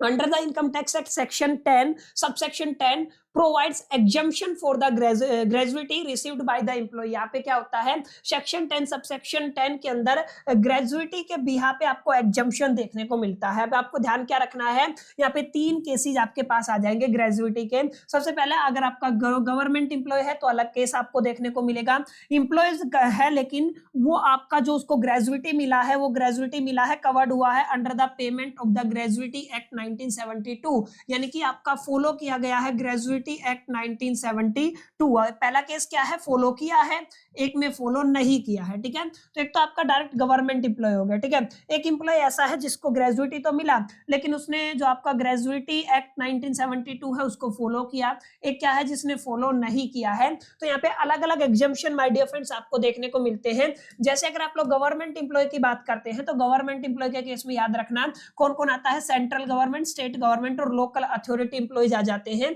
और याद रखिएगा यहाँ पे जो पूरी की पूरी एंटायर अमाउंट है ना ग्रेजुइटी की, वो क्या होती है, फुल्ली एग्जम्प्ट होती है, ठीक है। तो यहाँ पे तो आपको कोई एक तरीके से टैक्स देने की जरूरत ही नहीं है, तो ये फुल्ली अमाउंट एग्जम्प्टेड रहती है। लेकिन अगर आप लोग बात करते हैं ऐसे इंप्लॉय की, ठीक है ना, जिसको ग्रेजुइटी मिला है और जिसने क्या किया है, चाहे प्राइवेट इंप्लॉय रहेगा, ठीक है, इस बात को आपको ध्यान में रखना है, ये प्राइवेट इंप्लॉय है जिसको ग्रेजुइटी तो मिला है और जिसने आपके ग्रेजुइटी एक्ट 1972 को फॉलो भी किया है। तो माय डियर फ्रेंड्स उस केस में हम लोग क्या करते हैं, 3 स्टेप लगाते हैं, ठीक है। यहाँ पे आपको क्या करना है, एग्जम्पशन अमाउंट निकालने के लिए मिनिमम ऑफ द 3 फॉलोइंग को पकड़ के चलना है। पहला अमाउंट क्या है आपका 20 लाख, ये maximum limit prescribed by the government. Latest data मैं आपको बता रहा हूं, gratuity actually received. Second case ये रहेगा 15 day wages for every completed year of the service, ठीक है ना। इसका मतलब क्या है, इसका मतलब ये है, पहला केस आपको लेके चलना, मैक्सिमम लिमिट 20 लाख है, ग्रेजुएटी एक्चुअल रिसीव्ड, और फिर आपको क्या करना, 15 days wages for every completed year of the service, ये निकालना है। तीनों के अंदर माय डियर फ्रेंड्स आपको मिनिमम पकड़ लेना है, जो मिनिमम अमाउंट जो रहेगा ना वो क्या रहेगा, एग्जम्प्टेड रहेगा इस पर्टिकुलर केस में, ठीक है। फॉर्मूला कैसे लगाते हैं, 15/26 मल्टीप्लाई में लास्ट ड्रॉन सैलरी और मल्टीप्लाई में ईयर ऑफ द सर्विस, इस बात को आपको ख्याल में रखना है। अलॉन्ग विद याद रखिएगा सैलरी निकालने का फॉर्मूला क्या है, बेसिक प्लस में डी है, ठीक है। ये दोनों को ऐड कर देंगे, आप लोग क्या निकालेंगे यहाँ पे, सैलरी निकालेंगे, ठीक है। तो अगर आप प्राइवेट एम्प्लॉय है और आपने ग्रेजुएटी एक्ट 1972 को फॉलो किया है तो ये नियम लगेंगे, लेकिन अगर आप लोग प्राइवेट एम्प्लॉय है लेकिन आपने ग्रेजुएटी एक्ट 1972 को फॉलो नहीं किया है तो हमारे पास कुछ नियम दूसरे हो जाते हैं। यहाँ पे एग्जम्प्टेड अमाउंट कैसे निकलता है, आपको वही मिनिमम लेके चलना है, मैक्सिमम लिमिट तो 2 लाख है, 20 लाख ही रहेगी, ठीक है ना। और आपने जो एक्चुअल ग्रेजुएटी रिसीव किया है ये भी आपको लेके चलना है, लेकिन एक फॉर्मूला रहेगा, क्या रहेगा फॉर्मूला, ध्यान रखना है। फॉर्मूला क्या कहता है, फॉर्मूला कहता है my dear friends, average salary last 10 month की लेके चलनी है, लास्ट 10 मंथ का आधा यानी कि 10.5 मंथ की आपको सैलरी लेके चलनी है। मल्टीप्लाई में उसको कितने से मल्टीप्लाई कर देना है, number of year of the service से मल्टीप्लाई कर देना है। सैलरी के अंदर क्या क्या लेके चलेंगे, बेसिक सैलरी लेके चलेंगे, डियर एंड अलाउंस लेके चलेंगे, commission based on fixed percentage of the sale उसको लेके चलेंगे, ठीक है। और राउंडिंग ऑफ सर्विस की अगर आप लोग बात करते हैं तो कंप्लीट ईयर आप लोग लेके चलेंगे, पूरा पूरा साल लेके चलेंगे। अगर कोई फ्रैक्शन है 6 महीने 7 महीने तो उनको माय डियर फ्रेंड्स यहाँ पे छोड़ दिया जाएगा, ठीक है। तो बेसिक रूल है, आपको ज्यादा दिमाग नहीं लगाना है कि न्यूमेरिकल क्या है, क्योंकि रिवीजन वीडियो है, सब पढ़ा चुका हूं, उतना गहराई में मैं नहीं जाऊंगा। हम लोग सिर्फ इस मोटिव से यहाँ पे आए हैं कि आपको मैं वो सारी चीजें प्रोवाइड कर पाऊं, वो तमाम क्वेश्चंस प्रोवाइड कर पाऊं वन शॉट के अंदर, जो एग्जामिनेशन के लिहाज से बहुत ज्यादा इंपॉर्टेंट रहने वाले हैं और जो आपके पेपर के अंदर रिपीट होंगे। समझ में आया? तो माय डियर फ्रेंड्स इसको नोट कर लीजिएगा, अच्छे से कवर कीजिएगा, एग्जामिनेशन के अंदर करके आइएगा, ठीक है। एक और केस माय डियर फ्रेंड्स आपको यहाँ पे देखने को मिलता है, gratuity received from the multiple employer, यानी कि क्या होता है, कई बार क्या होते हैं ना लोग, जैसे 5 साल मैंने सर्विस किया और मैं यहां से छोड़ करके किसी दूसरे एम्प्लॉयर के पास चला गया, तो यहाँ पे मल्टीपल ग्रेजुएटी वाला केस आ जाता है, ठीक है। तो यहाँ पे याद रखना है to overall limit of the 20 lakh में, ओवरऑल लिमिट कितनी है, 20 lakh applied for the gratuity received from the one or a more employer, याद रखिएगा कितने भी एम्प्लॉय हो, मैक्सिमम लिमिट 20 लाख ही है। If any employee change the job and receive the gratuity multiple times, the exempted claim earlier is deducted from the 20 lakh overall limit, ठीक है ना। ये आपको ध्यान रखना है, जो आपका अर्लियर अमाउंट है वो डिडक्ट हो जाएगा 20 लाख ओवरऑल लिमिट से, क्लियर, ये आपको थोड़ा ध्यान में रखना, ठीक है। एक है आपका कई बार gratuity by the legal heir, माने जो ओरिजिनल एम्प्लॉय था वो तो है ही नहीं, ये आपका लीगल हियरिंग की, यानी कि उसकी डेथ की वजह से आपको ग्रेजुएटी मिला है, और अगर आपको डेथ की वजह से ग्रेजुएटी मिलता है तो वो एग्जम्प्टेड रहता है, यानी कि आप लोग क्या कहेंगे, ये जो फुल्ली अमाउंट क्या रहेगा, एग्जम्प्टेड रहेगा, ठीक है। छोटा सा कंसीडरेशन है, याद में रखें, दिमाग में रखेंगे तो हो जाएगा, ठीक है। तो माय डियर फ्रेंड्स ये पहला क्वेश्चन था जो एग्जाम के लिहाज से बहुत इंपॉर्टेंट है। इसके अलावा एक और क्वेश्चन आपसे पूछा जाता है पीएफ के बारे में, प्रोविडेंट फंड के बारे में आपको बताना। देखिए पीएफ फंड अपने आप में एक सोशल सिक्योरिटी स्कीम है जो आपको क्या प्रोवाइड करने के लिए, फाइनेंशियल स्टेबिलिटी रिटायरमेंट के टाइम पे प्रोवाइड करने के लिए चलाया गया था, ठीक है। डिटेल में मैंने क्लास में पढ़ाया हुआ है, अभी आपको इतना ही लिख के आना है। Provident fund is an social security scheme to provide the financial stability at the retirement under the income tax act, its tax treatment varies based on the type of the pf, यानी कि आपका provident fund किस type का है उसके बिहा पे इसका ट्रीटमेंट होता है। 4 तरीके के आपको पढ़ने हैं, पहला है आपका स्ट्यूटरी प्रोविडेंट फंड, सेकंड है रिकॉग्नाइज्ड प्रोविडेंट फंड, थर्ड है अनरिकॉग्नाइज्ड प्रोविडेंट फंड और चौथा है पब्लिक प्रोविडेंट फंड। इसको पीपीएफ के नाम से, इसको यूआरपीएफ के नाम से, इसको आरपीएफ के नाम से और इसको एसपीएफ के नाम से माय डियर फ्रेंड जाना जाता है। अब सबसे पहले हम लोग बात करते हैं किसकी, tax treatment of the different provident fund की। सबसे पहले आप लोग किसको लेके चलते हैं, ए वाले केस को ले लीजिए, यानी कि अगर आप लिखेंगे पेपर के अंदर स्टेटरी प्रोविडेंट फंड की बात करते हैं, applicable to the government, railways, universities and the local authority, यानी कि एसपीएफ किन किन के ऊपर लागू होता है, गवर्नमेंट के ऊपर लागू होता है, ठीक है ना, ये आपको थोड़ा ध्यान रखना है, रेलवेज के ऊपर, यूनिवर्सिटीज के ऊपर और लोकल अथॉरिटीज के ऊपर, ठीक है ना। अब यहाँ पे जो इंप्लॉयज का कॉन्ट्रीब्यूशन होता है ये आप समझिए, पहले इंप्लॉयज के कॉन्ट्रीब्यूशन की बात करते हैं, eligible for the deduction under the section 80C up to the 1.5 lakh, ठीक है ना, कितने तक की यहाँ पे डिडक्शन हो सकता है, 1.5 लाख तक का deduction according to the section 80C आपको मिलता है, ठीक है। एम्प्लॉयर जो कंट्रीब्यूट करता है वो फुल्ली एग्जेम्प्टेड होता है इस केस में, and interest credited fully exempted होता है, ठीक है। इंटरेस्ट क्या होता है आपका, फुल्ली एग्जेम्प्टेड होता है। लमसम विड्रॉवल की बात करते हैं तो माय डियर फ्रेंड्स ये भी फुल्ली एग्जेम्प्टेड होता है अंडर द सेक्शन 10 सबसेक्शन 11, ठीक है। चलिए आगे बढ़ते हैं। अब बात करते हैं आरपीएफ, रिकॉग्नाइज्ड प्रोविडेंट फंड की। सबसे ज्यादा इंपॉर्टेंट प्रोविडेंट फंड है। Companies have provident fund approved by the CIT. CIT का मतलब क्या होता है माय डियर फ्रेंड्स, सीआईटी का मतलब होता है कमिश्नर ऑफ इनकम टैक्स, ठीक है ना। अगर सीआईटी किसी भी प्रोविडेंट फंड को अप्रूवल देती है किसी भी कंपनी के, तो वो क्या कहलाता है माय डियर फ्रेंड्स, वो आपका आरपीएफ रिकॉग्नाइज्ड प्रोविडेंट फंड कहलाता है। याद रखिएगा इंप्लॉयज का जो कॉन्ट्रीब्यूशन है वो 80C के लिए क्लेम कर सकता है। इंप्लॉयर का जो कॉन्ट्रीब्यूशन है वहां पे टैक्सेबल कब होगा, वो 12% तक टैक्स नहीं लगेगा। 12% से ज्यादा जो भी कंट्रीब्यूशन होगा ना वो टैक्सेबल हो जाएगा। क्लियर, ये आपको थोड़ा याद रखना है। और अगर आप लोग इंटरेस्ट क्रेडिट की बात करते हैं फिलहाल के हिसाब से केवल और केवल 9.5% तक एग्जम्प्ट रहेगा। 9.5 से ऊपर अगर आप लोग जाते हैं तो आपका यहाँ पे क्या रहेगा, टैक्सेबल हो जाएगा, ठीक है। 9.5 से ऊपर अगर आप लोग जितना भी जाएंगे आपका टैक्सेबल हो जाएगा, ठीक है। लमसम विड्रॉवल की अगर आप लोग बात करते हैं, देखिए लमसम विड्रॉवल के अंदर क्या करना है आपको, दो केसेस मिलेंगे। पहला क्या है, continuous service of the 5 year, plus में आपने क्या किया, service terminated due to the illness business closure, यानी ये तो बिजनेस क्लोज हो गया है या आपकी बीमारी की वजह से आपने क्या किया है, आपने टर्मिनेशन लिया है बीमारी की वजह से। Balance transfer to the new employers PF, ठीक है ना। ये बैलेंस किसके पास ट्रांसफर हो जाएगा, न्यू एम्प्लॉयर पीएफ के अकाउंट में क्या हो जाएगा, ट्रांसफर हो जाएगा। If above condition not meet, अगर ऊपर की कंडीशन मिलती नहीं है तो एम्प्लॉयर कंट्रीब्यूशन प्लस में interest become the taxable as a salary. And आगे क्या लिखा हुआ है, employee's own contribution is equal to the not taxable and interest on the employee's contribution is equal to the taxable as a income from the other sources, ठीक है। सारी बातें वही है, बार बार एक ही बात है, सारी बातें वही है जो हमने पढ़ ली है, बस एक बार गो थ्रो करना है, अंडरस्टैंड कीजिए और डायरेक्ट आपके एग्जामिनेशन के अंदर लिख के आइए, बस इतनी सी कहानी है, ठीक है। इसके बाद ये थोड़ा आप लोग पढ़ लीजिएगा, अनरिकॉग्नाइज्ड प्रोविडेंट फंड है। इसके बाद अगर आप लोग देखेंगे पब्लिक प्रोविडेंट फंड है, इनको आप एक बार रीड करेंगे ना तो आपका काम बन जाएगा, ठीक है। चलिए आगे चलते हैं। यहाँ पे ये कुछ क्वेश्चन थे जो हमने कवर किए हैं, ठीक है ना। अब यहाँ पे सबसे इंपॉर्टेंट एक और क्वेश्चन होता है जो आपको मैंने शुरू में पढ़ाया था, ड्यू बेसिस होता है, एक आपका रिसिप्ट बेसिस होता है, ठीक है।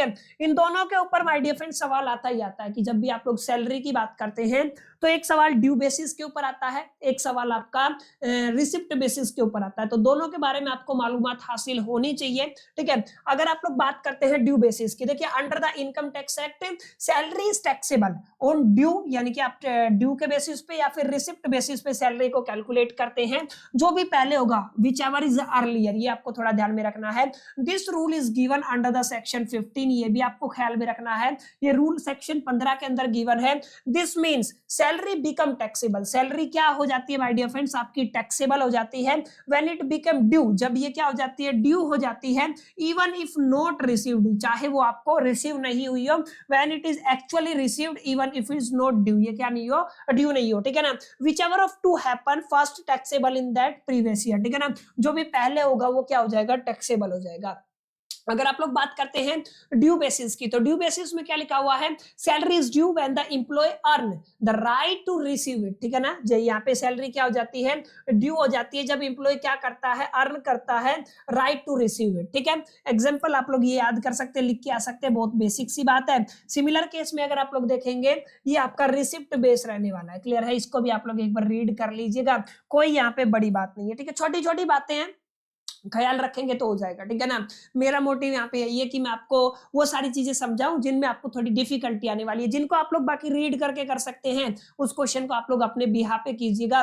अब ये एक्सपेक्टेशन मत रखिएगा कि वन शॉट के अंदर मैं आपको सारी थ्योरी बहुत डिटेल में जाकर के सब कुछ पढ़ाऊंगा, इट्स क्वाइट इम्पॉसिबल। क्योंकि देखिए मैंने पूरा इनकम टैक्स आपको पढ़ाया, कितना डिटेल में जाकर के पढ़ाया, एक एक टॉपिक को पढ़ाने में 40 से 45 मिनट लगता है, तो मेरे हिसाब से 50-60 घंटे का लेक्चर बनेगा। लेकिन यहाँ पे आपको फोकस ये करना है कि केवल नोट्स कैसे लिख के आने, एग्जाम ओरिएंटेड आंसर क्या रहेगा और इंपॉर्टेंट क्वेश्चन क्या है वो आप लोग टिक कर लीजिएगा, ठीक है ना। ये आप लोग लिख लीजिएगा, काफी इंपॉर्टेंट क्वेश्चन यहाँ पे रहने वाला है, ठीक है।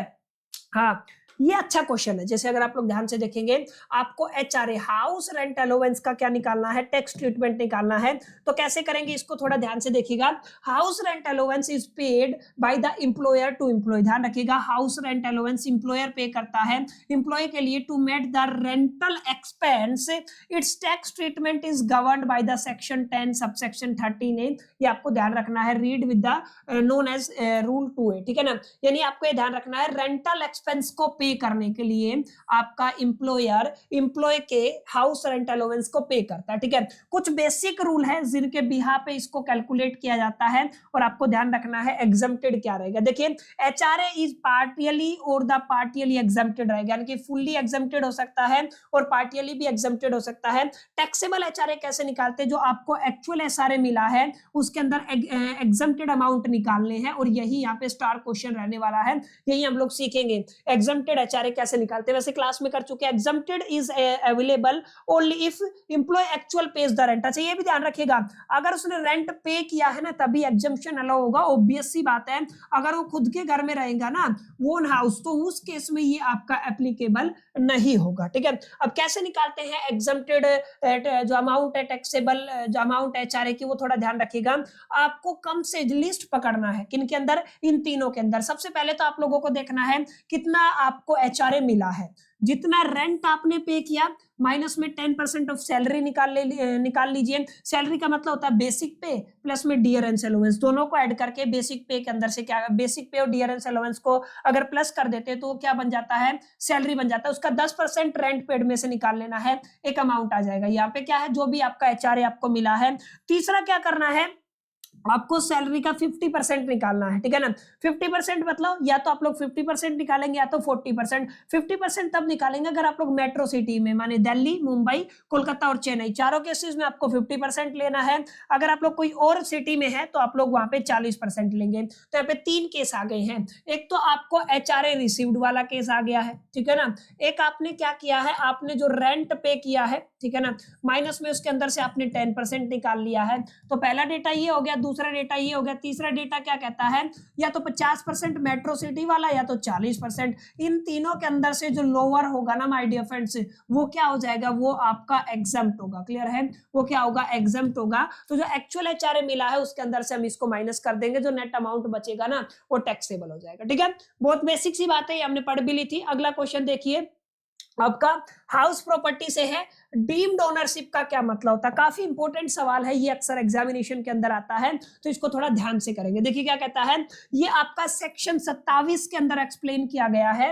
Section 27 of the income tax act, certain person are treated as a deemed owner. कुछ केसेस हैं जहां पे कुछ पर्सन को हम लोग क्या करते हैं, डीम्ड ओनर किसी भी प्रॉपर्टी का, हाउस प्रॉपर्टी का कंसिडर करते हैं। ऑल्दो उनके पास actual right, legal ownership right नहीं होता है, लेकिन ये जो डीम्ड ओनर है ना, ये केवल और केवल टैक्स प्रोस्पेक्टिव से हम लोग क्या करते हैं, कंसीडर करते हैं, ठीक है ना। यहाँ पे आपको थोड़ा ध्यान में रखना, कुछ केसेस है, क्या क्या केसेस है ध्यान रखिएगा। सबसे पहला केस देखिए क्या लिखा हुआ है, प्रोविजन ऑफ डीम्ड ओनर के अंदर सबसे पहला केस ये है जो आपको थोड़ा सा अच्छे से समझना है, transfer to the minor child without consideration. यानी कि आप अगर किसी भी प्रॉपर्टी को अपने माइनर चाइल्ड को ट्रांसफर कर देते हैं या स्पाउस को ट्रांसफर कर देते हैं बिना कंसिडरेशन के, बिना उसकी एक्चुअल कीमत के, ठीक है ना, जो असल में उसका प्राइस है, ठीक है ना, एक्चुअल प्राइस के बिना अगर आपने क्या किया, प्रॉपर्टी को ट्रांसफर किया, तो उस केस में माय डियर फ्रेंड्स आपको ध्यान रखना है, आपको डीम्ड ओनर माना जाएगा।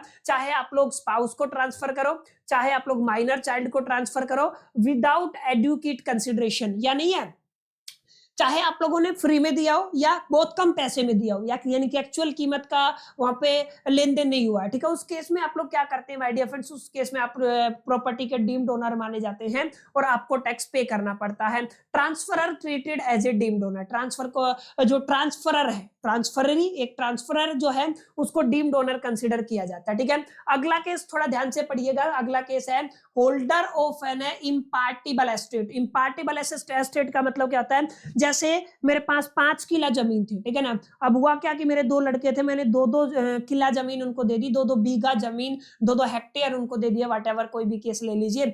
1 बीघा जमीन, 1 किला जमीन, 1 हेक्टेयर जमीन मेरे पास बची। अब उन दोनों का झगड़ा ना हो तो मैंने क्या किया, उसके ऊपर एक मंदिर बना दिया, ठीक है। है, और किसी एक पर्सन को हैंड ओवर कर दिया। तो अब असल में होगा क्या कि ये जो पर्टिकुलर जमीन है ना, इसको आप लोग क्या बोलोगे, जो इसका ओनर होगा इसको बोलेंगे इम्पार्टेबल एस्टेट। क्या बोलेंगे? इम्पार्टेबल एस्टेट। जो वहां पे पुजारी होगा, जैसे मंदिर के अंदर जो पुजारी होगा वो उसके टैक्स के लिए लायबल होगा। ठीक है। If the property belong to the impartible estate, the holder of the estate is treated as a deemed owner. उसको ही क्या माना जाएगा? डीम्ड ओनर माना जाएगा। समझ में आया? आगे देखिए, आगे क्या लिखना है आपको? Member of the cooperative society, company or association of person. अब आप सभी जानते हैं एसोसिएशन ऑफ पर्सन के अंदर या कोऑपरेटिव सोसाइटी के अंदर आप लोग असली ओनर नहीं होते, केवल वहां पे एक स्पेस ऑक्यूपाई करते हो। उस केस में भी आपको क्या माना जाएगा? डीम्ड ओनर माना जाएगा। यानी कि आप अगर करते हो share in the cooperative society है अगर आपका, या membership in the company or association of person है, तो my dear friends then he is treated as a deemed owner. उसको क्या माना जाएगा?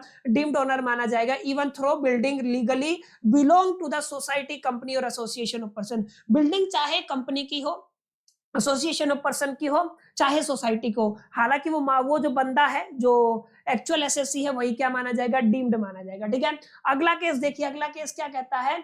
अगर आपने किसी भी प्रॉपर्टी को लीज पे लिया है और 12 साल से ज्यादा आपके पास वो प्रॉपर्टी है, तो उस केस में उस प्रॉपर्टी के लिए आप लोग डीम्ड ओनर माने जाओगे। ठीक है। यानी आप लोग क्या कह सकते हो, कोई भी पर्सन अगर प्रॉपर्टी को लीज पे लेता है 12 साल या उससे ज्यादा, इंक्लूडिंग रिन्यूअल राइट, ये थोड़ा ध्यान रखना है, रिन्यूअल राइट के साथ, is treated as a deemed owner. उसको क्या माना जाएगा? डीम्ड ओनर माना जाएगा। क्लियर? अगला केस आपको याद रखना है, केस नंबर 5, जहां पे डीम्ड ओनर की कंडीशन लिखी हुई है। यहाँ पे ये है आपका section 53A of transfer of property. यहाँ पे होगा क्या, थोड़ा ध्यान से समझिएगा। यहाँ पे क्या है? Buyer, if the buyer has position of the property, उसके पास क्या होता है? पोजीशन ऑफ प्रॉपर्टी है, paid a substantial portion of the consideration, उसने कुछ हिस्सा कंसिडरेशन का पे किया है, has the right to enjoy the property, उसके पास ये राइट है कि वो प्रॉपर्टी को एंजॉय कर सकता है। बट द सेल डीड, ठीक है ना, जो भी sale deed is not register, अभी तक सेल डीड रजिस्टर नहीं हुई है, तो बायर को ही क्या माना जाएगा?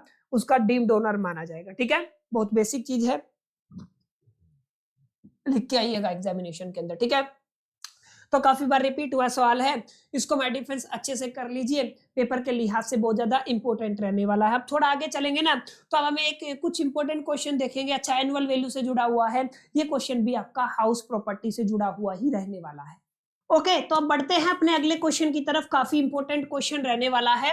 आपको क्या बताना है? आपको एनुअल वैल्यू के ऊपर कमेंट करना है। Discuss the rule that are to be followed in computing the annual value of the let out property. देखिए, किराए पे जो प्रॉपर्टी चली जाती है ना, लेट आउट प्रॉपर्टी, उसके लिए क्या क्या रूल रहने वाले हैं ये हमें समझना है। ठीक है। अब यहाँ पे सबसे पहले तो ये समझे कि आपका एनुअल वैल्यू का क्या मतलब होता है। एनुअल वैल्यू का मतलब जो हम एक ऐसी कीमत डिसाइड करते हैं किसी भी प्रॉपर्टी की जो कहीं ना कहीं उसकी रेंटल वैल्यू के आसपास होती है, यानी कि रेंटल वैल्यू को फाइंड आउट करने के लिए एनुअल वैल्यू का इस्तेमाल किया जाता है। यानी आप लोग क्या कह सकते हैं?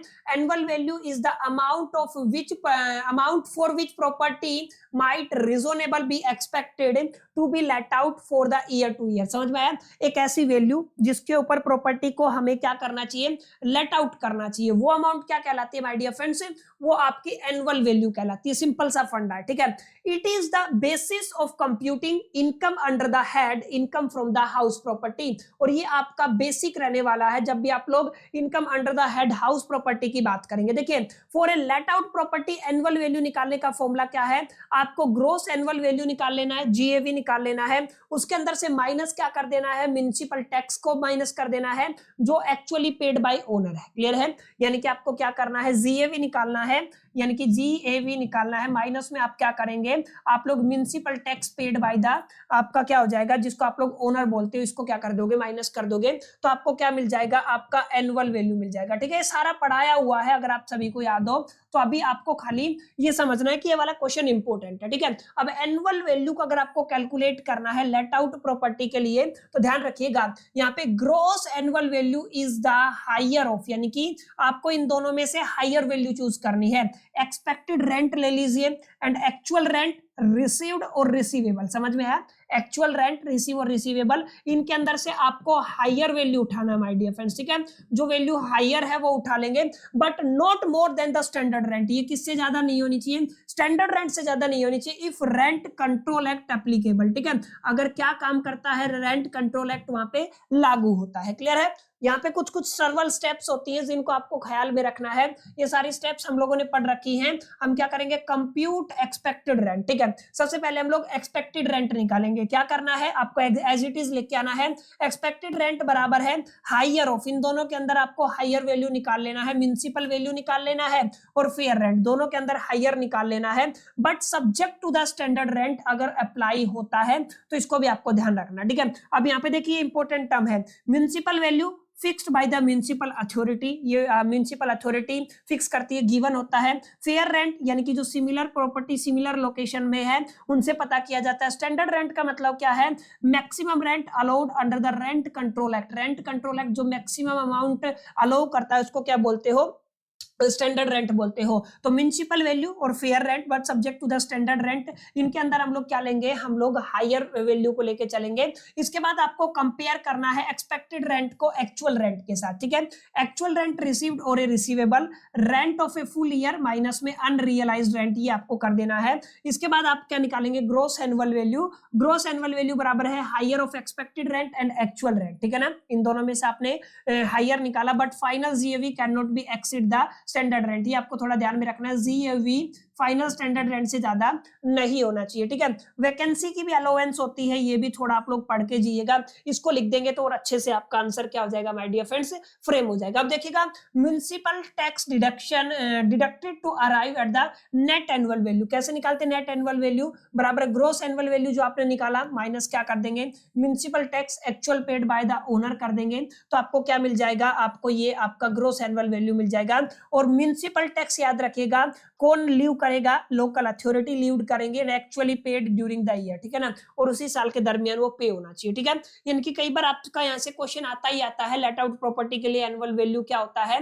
माय डियर फ्रेंड्स, इसको अच्छे से पढ़िएगा और एग्जामिनेशन के अंदर अच्छे से इसको लिख के आइएगा, बहुत बार पेपर के अंदर आता है, ठीक है। अगला क्वेश्चन जो सबसे ज्यादा इंपॉर्टेंट रहने वाला है, ये पीजीबीपी से रहने वाला है, नोट कर लीजिए। एक ही सवाल सबसे ज्यादा इंपॉर्टेंट बनता है, आपको 6 ऐसे एक्सपेंस बताने हैं जिनको डिसअलाउ किया गया है इनकम टैक्स एक्ट ने, कि हम उसमें कहां पे नहीं रख सकते हैं, उनको पीजीबीपी के अंदर नहीं रख सकते हैं, ठीक है। 6 आपको बताने हैं। सबसे पहले पर्सनल एक्सपेंस को आप लोग पीजीबीपी के अंदर नहीं रख सकते हो। इनकम टैक्स जो आपने पे किया है, वेल्थ टैक्स आपने पे किया है, टैक्स पेनल्टी अगर आपने पे की है तो ये भी आपका पीजीबीपी के अंदर नहीं रहेगा। एक एक लाइन की एक्सप्लेनेशन आप लोग लिख सकते हो। अगला तीसरा पॉइंट है penalties for the violation of the law. मान लीजिए आपने कोई नियम तोड़ा है, उसकी पेनल्टी आपने पे की है, तो ये भी आपकी वहां पे कंक्लूड नहीं की जाएगी। चौथा देखिए, कैश पेमेंट अबव द 10,000, अगर 10,000 से ज्यादा का कोई एक्सपेंडिचर के लिए आपने कैश पे किया, एक्सपेंडिचर के लिए कैश पे किया है, तो उसको भी यहाँ पे कंसीडर नहीं किया जाएगा।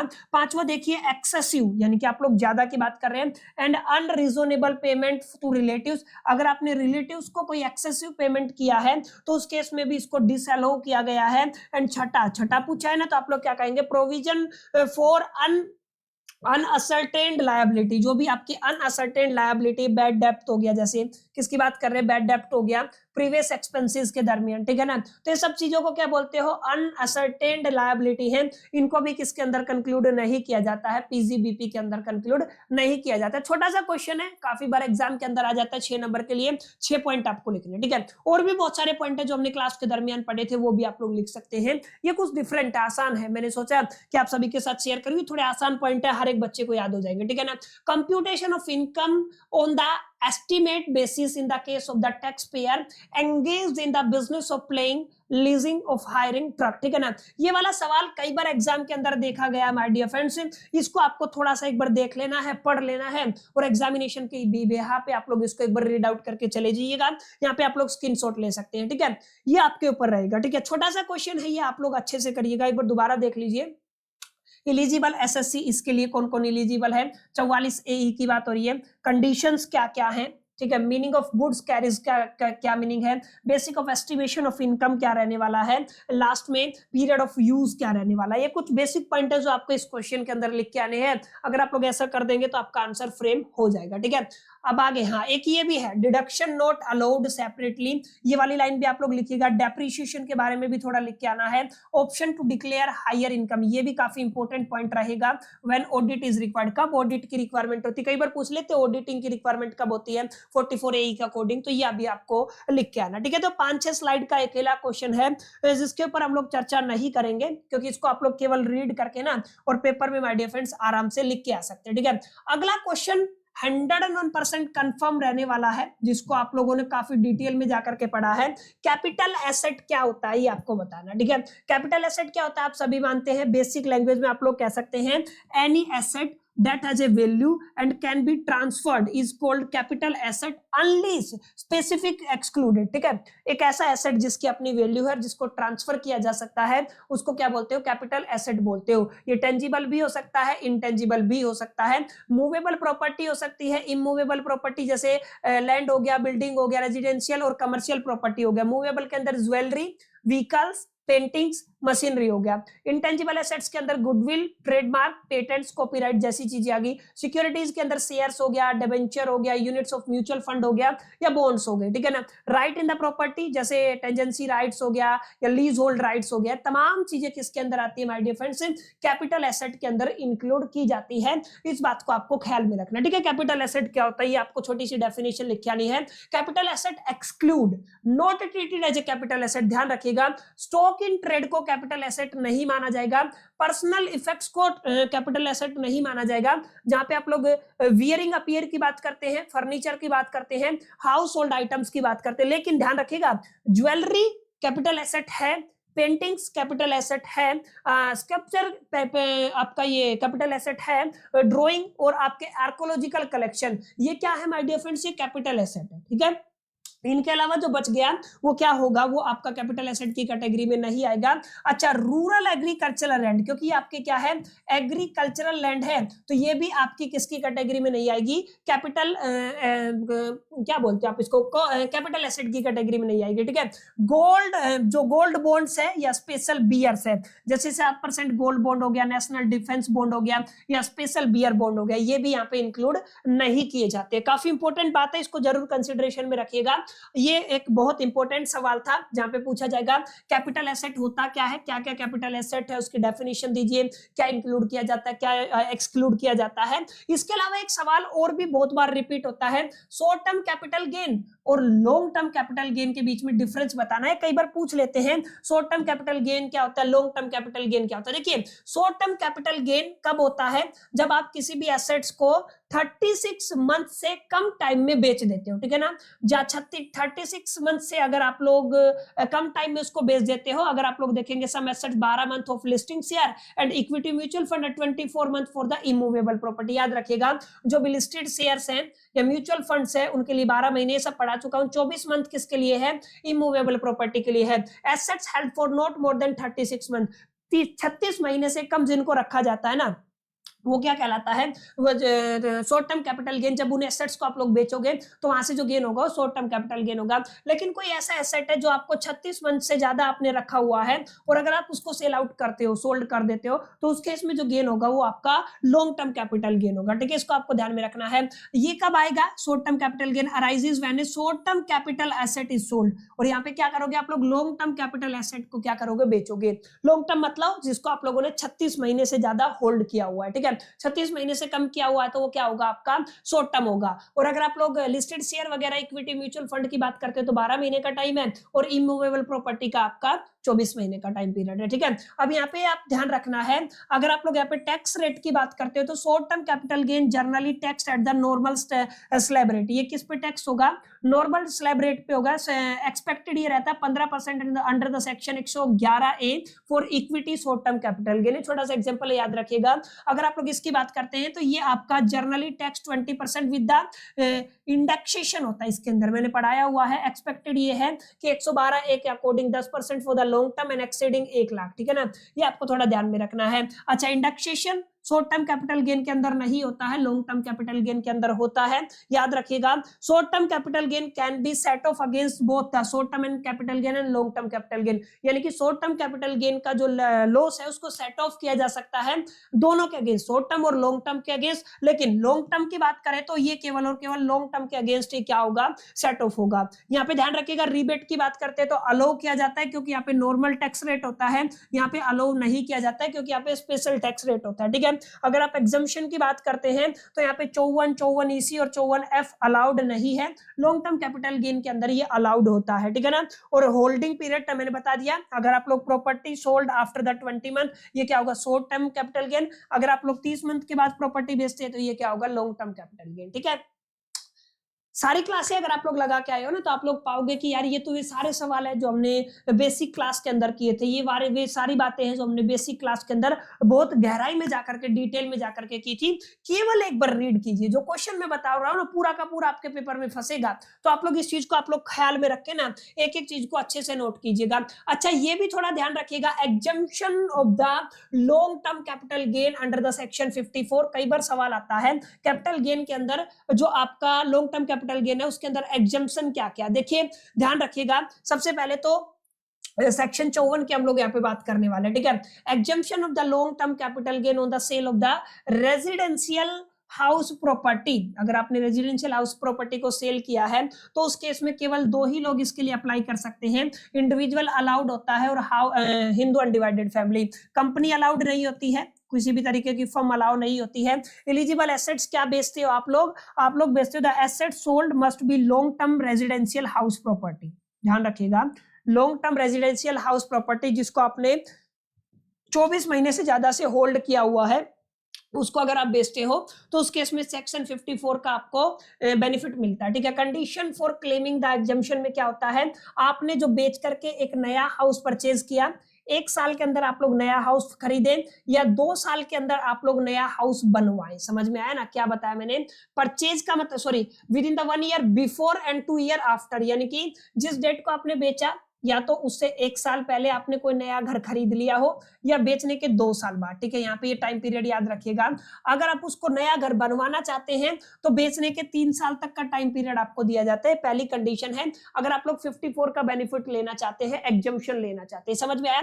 अब यहाँ पे देखिएगा नंबर ऑफ हाउस क्या है, exemption is available for 1 residential house in India, India के अंदर होना चाहिए एक आपका हाउस के लिए अलाउड किया जाता है। However where the long term capital gain does not exceed 2 crore, long term capital gain 2 crore से ज्यादा का नहीं होना चाहिए और once in a lifetime रहेगा, इस बात को भी आपको ख्याल में रखना है। कितना अमाउंट एग्जम्प्टेड रहेगा, लोअर ऑफ आपको लेके चलना है। Long term capital gain arises from the sale of house, old house, जो आपने पुराना घर बेचा है उसके ऊपर कितना कैपिटल गेन हुआ है और जितना आपने इन्वेस्ट किया है, इन दोनों के अंदर जो लोअर होगा वो क्या हो जाएगा, एग्जम्प्टेड हो जाएगा, बाकी जो बच जाएगा वो टैक्सेबल होगा। ठीक है, तो ये आपको थोड़ा ध्यान में रखना है। कैपिटल गेन अकाउंट स्कीम भी रहता है, ये आप सभी को पता, बहुत बेसिक सी बात है। अगर आप लोग एक पर्टिकुलर टाइम पीरियड तक आपको कैपिटल गेन हो गया तो इसके अंदर आप लोग पैसा रख लीजिएगा। बाद में जो यहाँ पे कंडीशन लगाई गई है उस हिसाब से अगर आप लोग नया घर खरीदते हैं, बनवाते हैं, वो पैसा वहां पे लगाते हैं, तो जो बच जाएगा अमाउंट उसके ऊपर आपको केवल टैक्स देना होगा। तो ये वाली चीज आपको पता होगी। लोकेशन ऑफ न्यू प्रॉपर्टी आप लोग जानते हैं इंडिया में ही होनी चाहिए, इससे बाहर नहीं होना चाहिए। ठीक है ना, लॉकिंग पीरियड क्या होता है आप सभी को पता है, आप नए हाउस को क्या करते हो, 3 साल तक बेच नहीं सकते हो, ये भी आपको थोड़ा ध्यान में रखना है। रेदर देन वो इनकम है वो आपकी टैक्सेबल हो जाएगी। ठीक है, समझ में आई इतनी बातें, तो बहुत बेसिक बातें। सवाल क्या आएगा, कैपिटल गेन के अंदर exemption according to the section 54 बहुत बार आया है, इसको अच्छे से पढ़ के जाइएगा। ठीक है, अगला सवाल देखिए, अगला सवाल क्या है, बहुत इंपॉर्टेंट सवाल है माय डियर फ्रेंड्स। ये आपको बताना है income from the other source, बहुत आसान है। 5 हेड है हमारे पास, सैलरी है, हाउस प्रॉपर्टी है, कैपिटल गेन है एंड पीजीबीपी है। जो भी इनकम इन चारों के अंदर इंक्लूड नहीं होगी वो क्या कहलाएगी, वो आपकी income from the other source कहलाएगी। ठीक है, यानी कि एक ऐसी इनकम जो किस हेड में नहीं है, इन चारों हेड में नहीं है, ना सैलरी में, ना हाउस प्रॉपर्टी में, ना प्रॉफिट गेन में, ना कैपिटल गेन में, तो क्या होगी माय डियर फ्रेंड्स, किस हेड में टैक्सेबल होगी, income from the other sources. ये आपको थोड़ा ध्यान में रखना। ठीक है, बेसिक सी बात है। आगे देखिए, item of the income specifically tax under the section 56(2), ये बहुत बार सवाल पूछा जाता है एग्जामिनेशन के प्रोस्पेक्टिव से। देखिए 56(2) section list certain income that must be tax under the ये आईएफओएस के अंदर ही लेके चलना है। जैसे अगर आपको डिविडेंड इनकम हुआ है तो इनकम फ्रॉम अदर सोर्सेज के अंदर आएगा। कीमैन इंश्योरेंस पॉलिसी रिसिप्ट किसके अंदर आएगा आपका, ये भी आपका इनकम फ्रॉम अदर सोर्सेज के अंदर आएगा। अगर आपको कोई गिफ्ट मिलता है तो वो भी क्या होगा, वो भी आपका इनकम फ्रॉम अदर सोर्सेज के अंदर आएगा।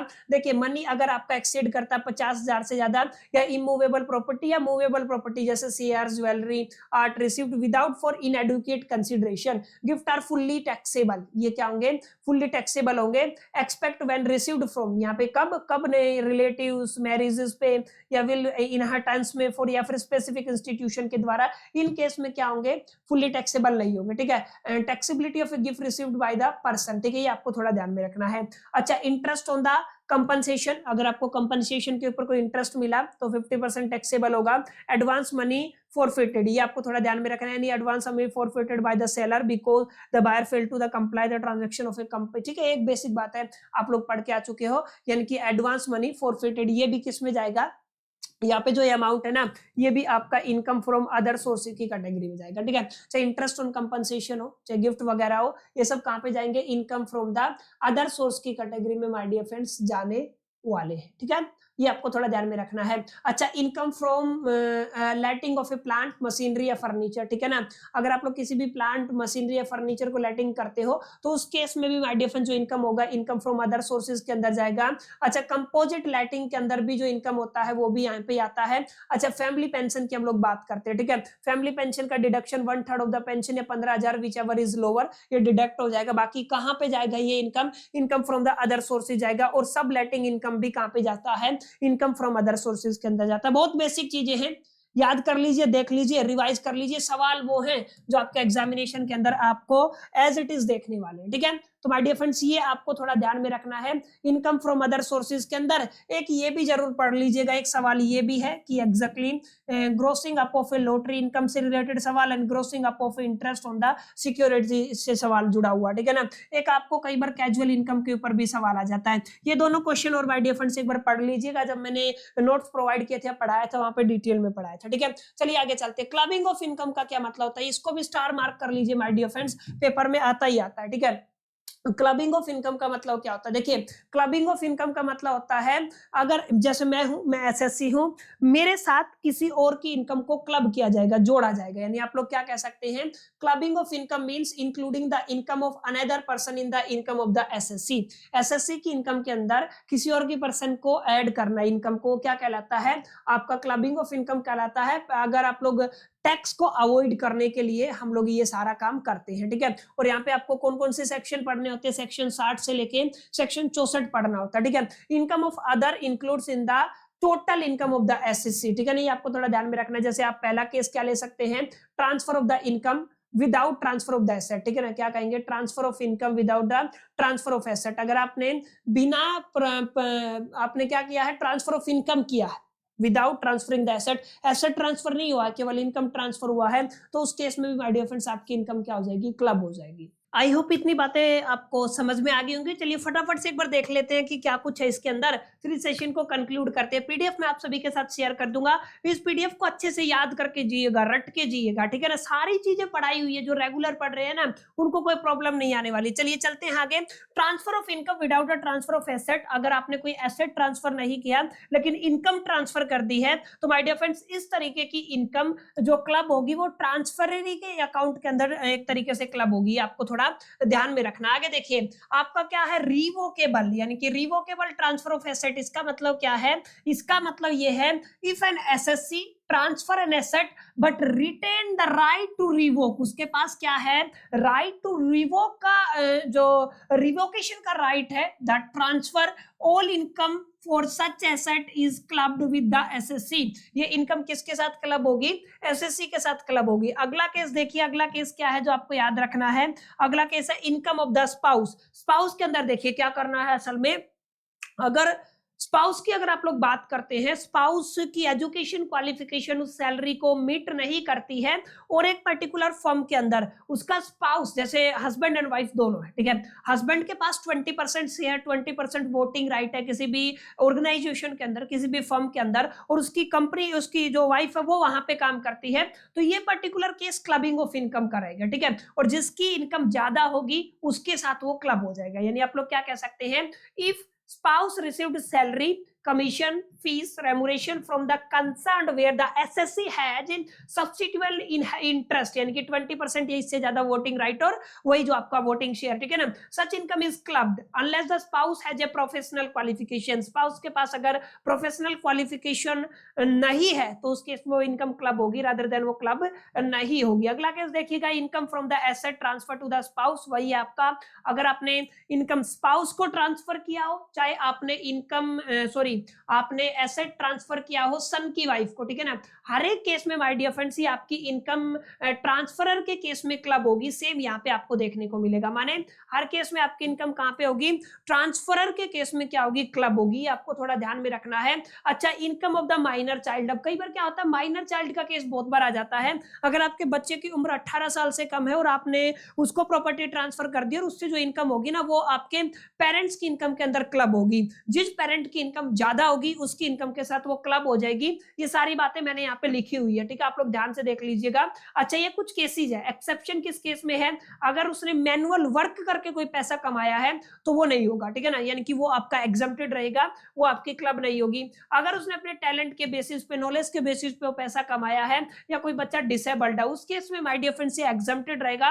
अच्छा, यहाँ पे एग्जम्पशन पेरेंट्स को भी मिलता है, 1500 रुपए पर चाइल्ड पर ईयर, ये भी आपको थोड़ा ध्यान में रखना, ठीक है। अच्छा, यहाँ पे एक और केस है, income of the minor married daughter, ठीक है ना, income of minor married daughter के अंदर आप लोग याद रखिएगा, पेरेंट्स के साथ जिसकी इनकम ज्यादा होगी उसी के साथ ये इनकम क्या हो जाएगी, क्लब हो जाएगी, ठीक है। अगला इंपॉर्टेंट क्वेश्चन क्या है माय डियर फ्रेंड्स, अगला इंपॉर्टेंट पॉइंट है आपका income from converted property in the case of the Hindu undivided family, ठीक है ना, हिंदू अनडिवाइडेड फैमिली के केस में अगर कोई कन्वर्टेड प्रॉपर्टी है तो उस केस में भी आपको थोड़ा ये ध्यान में रखना है, ट्रांसफरर के साथ ये माय डियर फ्रेंड्स क्या हो जाएगी, क्लब हो जाएगी। सारी बातें बेहद आसान है, पढ़ी हुई है, आपको कोई रॉकेट साइंस नहीं रखना। एक बार आप इनको पढ़ भी लेंगे ना, मोटे मोटे पॉइंट है, एक बार रीड भी कर लिए तो आपका काम बन जाएगा, इससे बाहर कुछ नहीं पूछने वाले।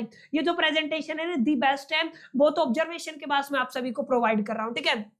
Clubbing of remuneration of the spouse, ये भी हम लोग बात कर चुके हैं, ठीक है ना। अच्छा, condition for clubbing of spouse remuneration, ये मैं बता चुका हूं आपको क्या क्या कंडीशन रहती है, कई बार पेपर में पूछ लिया जाता है कि एग्जैक्टली देखिए, अगर जो आपका स्पाउस रिसीव्ड रेमुनरेशन, स्पाउस को क्या मिलता है, रेमुनरेशन मिलता है, किससे जुड़ा हुआ रेमुनरेशन है माय डियर फ्रेंड्स, जैसे सैलरी हो गया, कमीशन हो गया, फीस हो गया, बोनस हो गया, या किसी और तरीके की इनकम होगी, ठीक है। इंडिविजुअल जो भी उसका हस्बैंड या वाइफ जो भी है, अगर उसके पास 20% शेयर प्रॉफिट या फिर 20% वोटिंग राइट है, और उसकी बीबी जो स्पाउस है, बीबी husband whatever you can say, उसके पास अगर वोटिंग राइट है और जो उसकी एजुकेशनल क्वालिफिकेशन मीट नहीं करती है तो उस केस में ये क्या होगा, आपका क्लब हो जाएगा, ठीक है।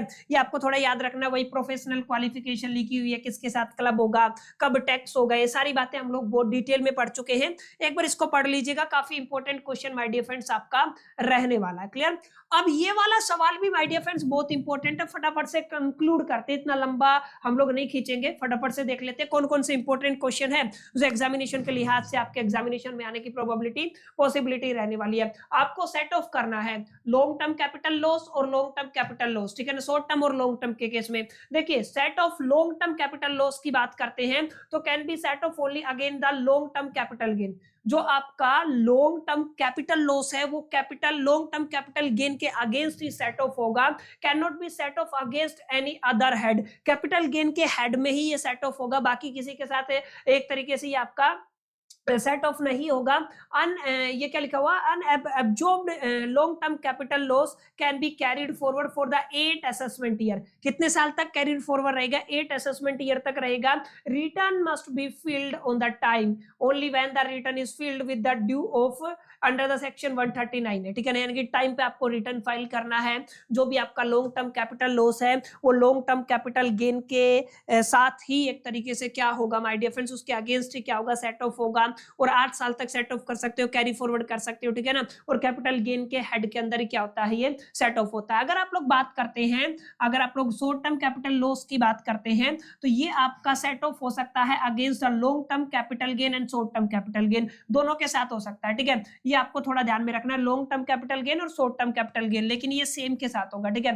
Can not be set of against the other head, ये सेम पॉइंट है। ये ना तो आपका सैलरी के साथ, ना ही बिजनेस इनकम के साथ, ना ही हाउस प्रॉपर्टी के साथ, किसी के साथ नहीं होगा। सेम हेड में क्या होगा, ये सेट ऑफ होगा।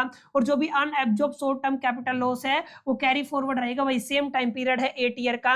Return must be fill within the due date, within the due date आपको रिटर्न को क्या करना पड़ेगा, फाइल करना पड़ेगा। छोटा सा कंपैरिजन है, ये सवाल पूछा जाता है, what are the provision regarding to the set off the following items, long term capital loss और शॉर्ट टर्म कैपिटल लॉस, तो पेपर में इसको लिख के आइएगा, ठीक है। चलिए आगे एक सवाल और है आपका, स्पेकुलेटिव ट्रांजैक्शन बहुत इंपॉर्टेंट रहने वाला है, लॉटरी एंड कार्ड गेम्स, ये भी काफी इंपॉर्टेंट सवाल है। देखिए क्या कहता है, losses from the speculative transaction में क्या होता है। सबसे पहले तो समझे स्पेकुलेटिव ट्रांजैक्शन के अंदर क्या होता है, हम लोग कहते हैं transaction where the contract for the purchase और सेल ऑफ गुड्स और a share is settled without the actual delivery, माने जहां पे किसी भी गुड्स की कोई एक्चुअल डिलीवरी नहीं होती और वहां पे जो कॉन्ट्रैक्ट और ट्रांजैक्शन होता है ना, वो स्पेकुलेटिव ट्रांजैक्शन कहलाता है, ठीक है। सेट ऑफ रूल क्या कहते हैं, speculative loss can be set of only against the speculative profit, ठीक है। ये जो स्पेकुलेटिव लॉस है, स्पेकुलेटिव जो प्रॉफिट है उसके अगेंस्ट ही सेट ऑफ होगा। It can not be set of against the normal business income,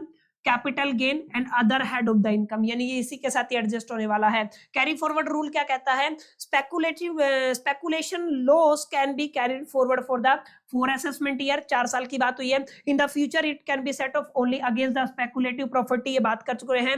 और आपको विद इन ड्यू डेट इसको क्या करना पड़ता है, फाइल करना पड़ता है। अगर आप लोग बात करते हैं लॉटरी की, क्रॉसवर्ड पजल की, कार्ड गेम की, बैटिंग की या गैम्बलिंग की, तो यहाँ पे आपको थोड़ा ध्यान में रखना है, ये सारी चीजें can not be settled of against any income of the same nature, same nature के साथ ये सेट ऑफ नहीं होगी। Any income of the other head के साथ भी ये आपकी सेट ऑफ नहीं होगी, यानी कि इनके लिए कोई सेट ऑफ रूल यहाँ पे लगाया नहीं गया है। अगर आप लोग देखेंगे, these losses can not be carry forward for the future year, simply lapse से बोलते हो आप लोग इसको, ठीक है। यहाँ पे कोई सेट ऑफ रूल आपको देखने को नहीं मिलता है, ये लॉटरी वोटरी का जो चक्कर होता है ना।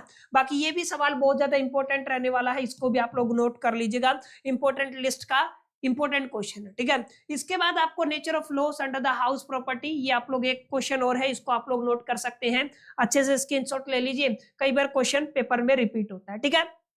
तो my dear friends, it's all about deduction, पूरा अभी अपलोड ही किया, इसको आप लोग पढ़ ही लेंगे, ठीक है। तो बार बार इसके ऊपर चर्चा करने का कोई बेनिफिट है नहीं, ठीक है। तो माय डियर फ्रेंड्स, एक छोटा सा लेक्चर मैंने कोशिश किया है सारे इंपॉर्टेंट क्वेश्चन आप सभी को एक वीडियो के अंदर बता दूं, ताकि आप लोग इनको अच्छे से याद करके, लर्न करके ना अपनी प्रिपरेशन कर सके और एग्जामिनेशन की तैयारी कर सके। तो माय डियर फ्रेंड्स, केवल इतने क्वेश्चन, जो क्वेश्चन मैंने आप सभी के साथ इस वीडियो के अंदर शेयर किए हैं ना, इनको अगर आप लोग कंप्लीट कर लेते हैं, तो जो अप टू 30 नंबर का थ्योरी आपके एग्जामिनेशन के अंदर आएगा माय डियर फ्रेंड्स, वो आप लोग गारंटेड मान के चले इस प्रेजेंटेशन से ही आएगा। इससे बाहर कोई एक आध क्वेश्चन हो तो कहो नहीं, बाकी ऑलमोस्ट चीजें आपको सेम देखने को मिलेंगी। उम्मीद करता हूं ये इंपॉर्टेंट क्वेश्चन की जो वीडियो है आपको पसंद आई होगी। ज्यादा एक्सप्लेनेशन इसलिए नहीं किया क्योंकि सब पढ़ा चुका हूं, ठीक है। जो भी बच्चे हमारे रेगुलर व्यूअर है वो जानते हैं, बहुत डिटेल में जाकर के सारी चीजें पढ़ाई है, और इनकम टैक्स एक ऐसा सब्जेक्ट नहीं है जो बिफोर द एग्जामिनेशन किया जाए, ठीक है। लेकिन फिर भी कोशिश की है मैंने, सारे इंपॉर्टेंट क्वेश्चन आप सभी को प्रोवाइड कर दिए हैं। उम्मीद करता हूं वीडियो अच्छा लगा होगा। वीडियो अच्छा लगा तो लाइक कर दीजिएगा, दोस्तों के साथ शेयर करना मत भूलिएगा।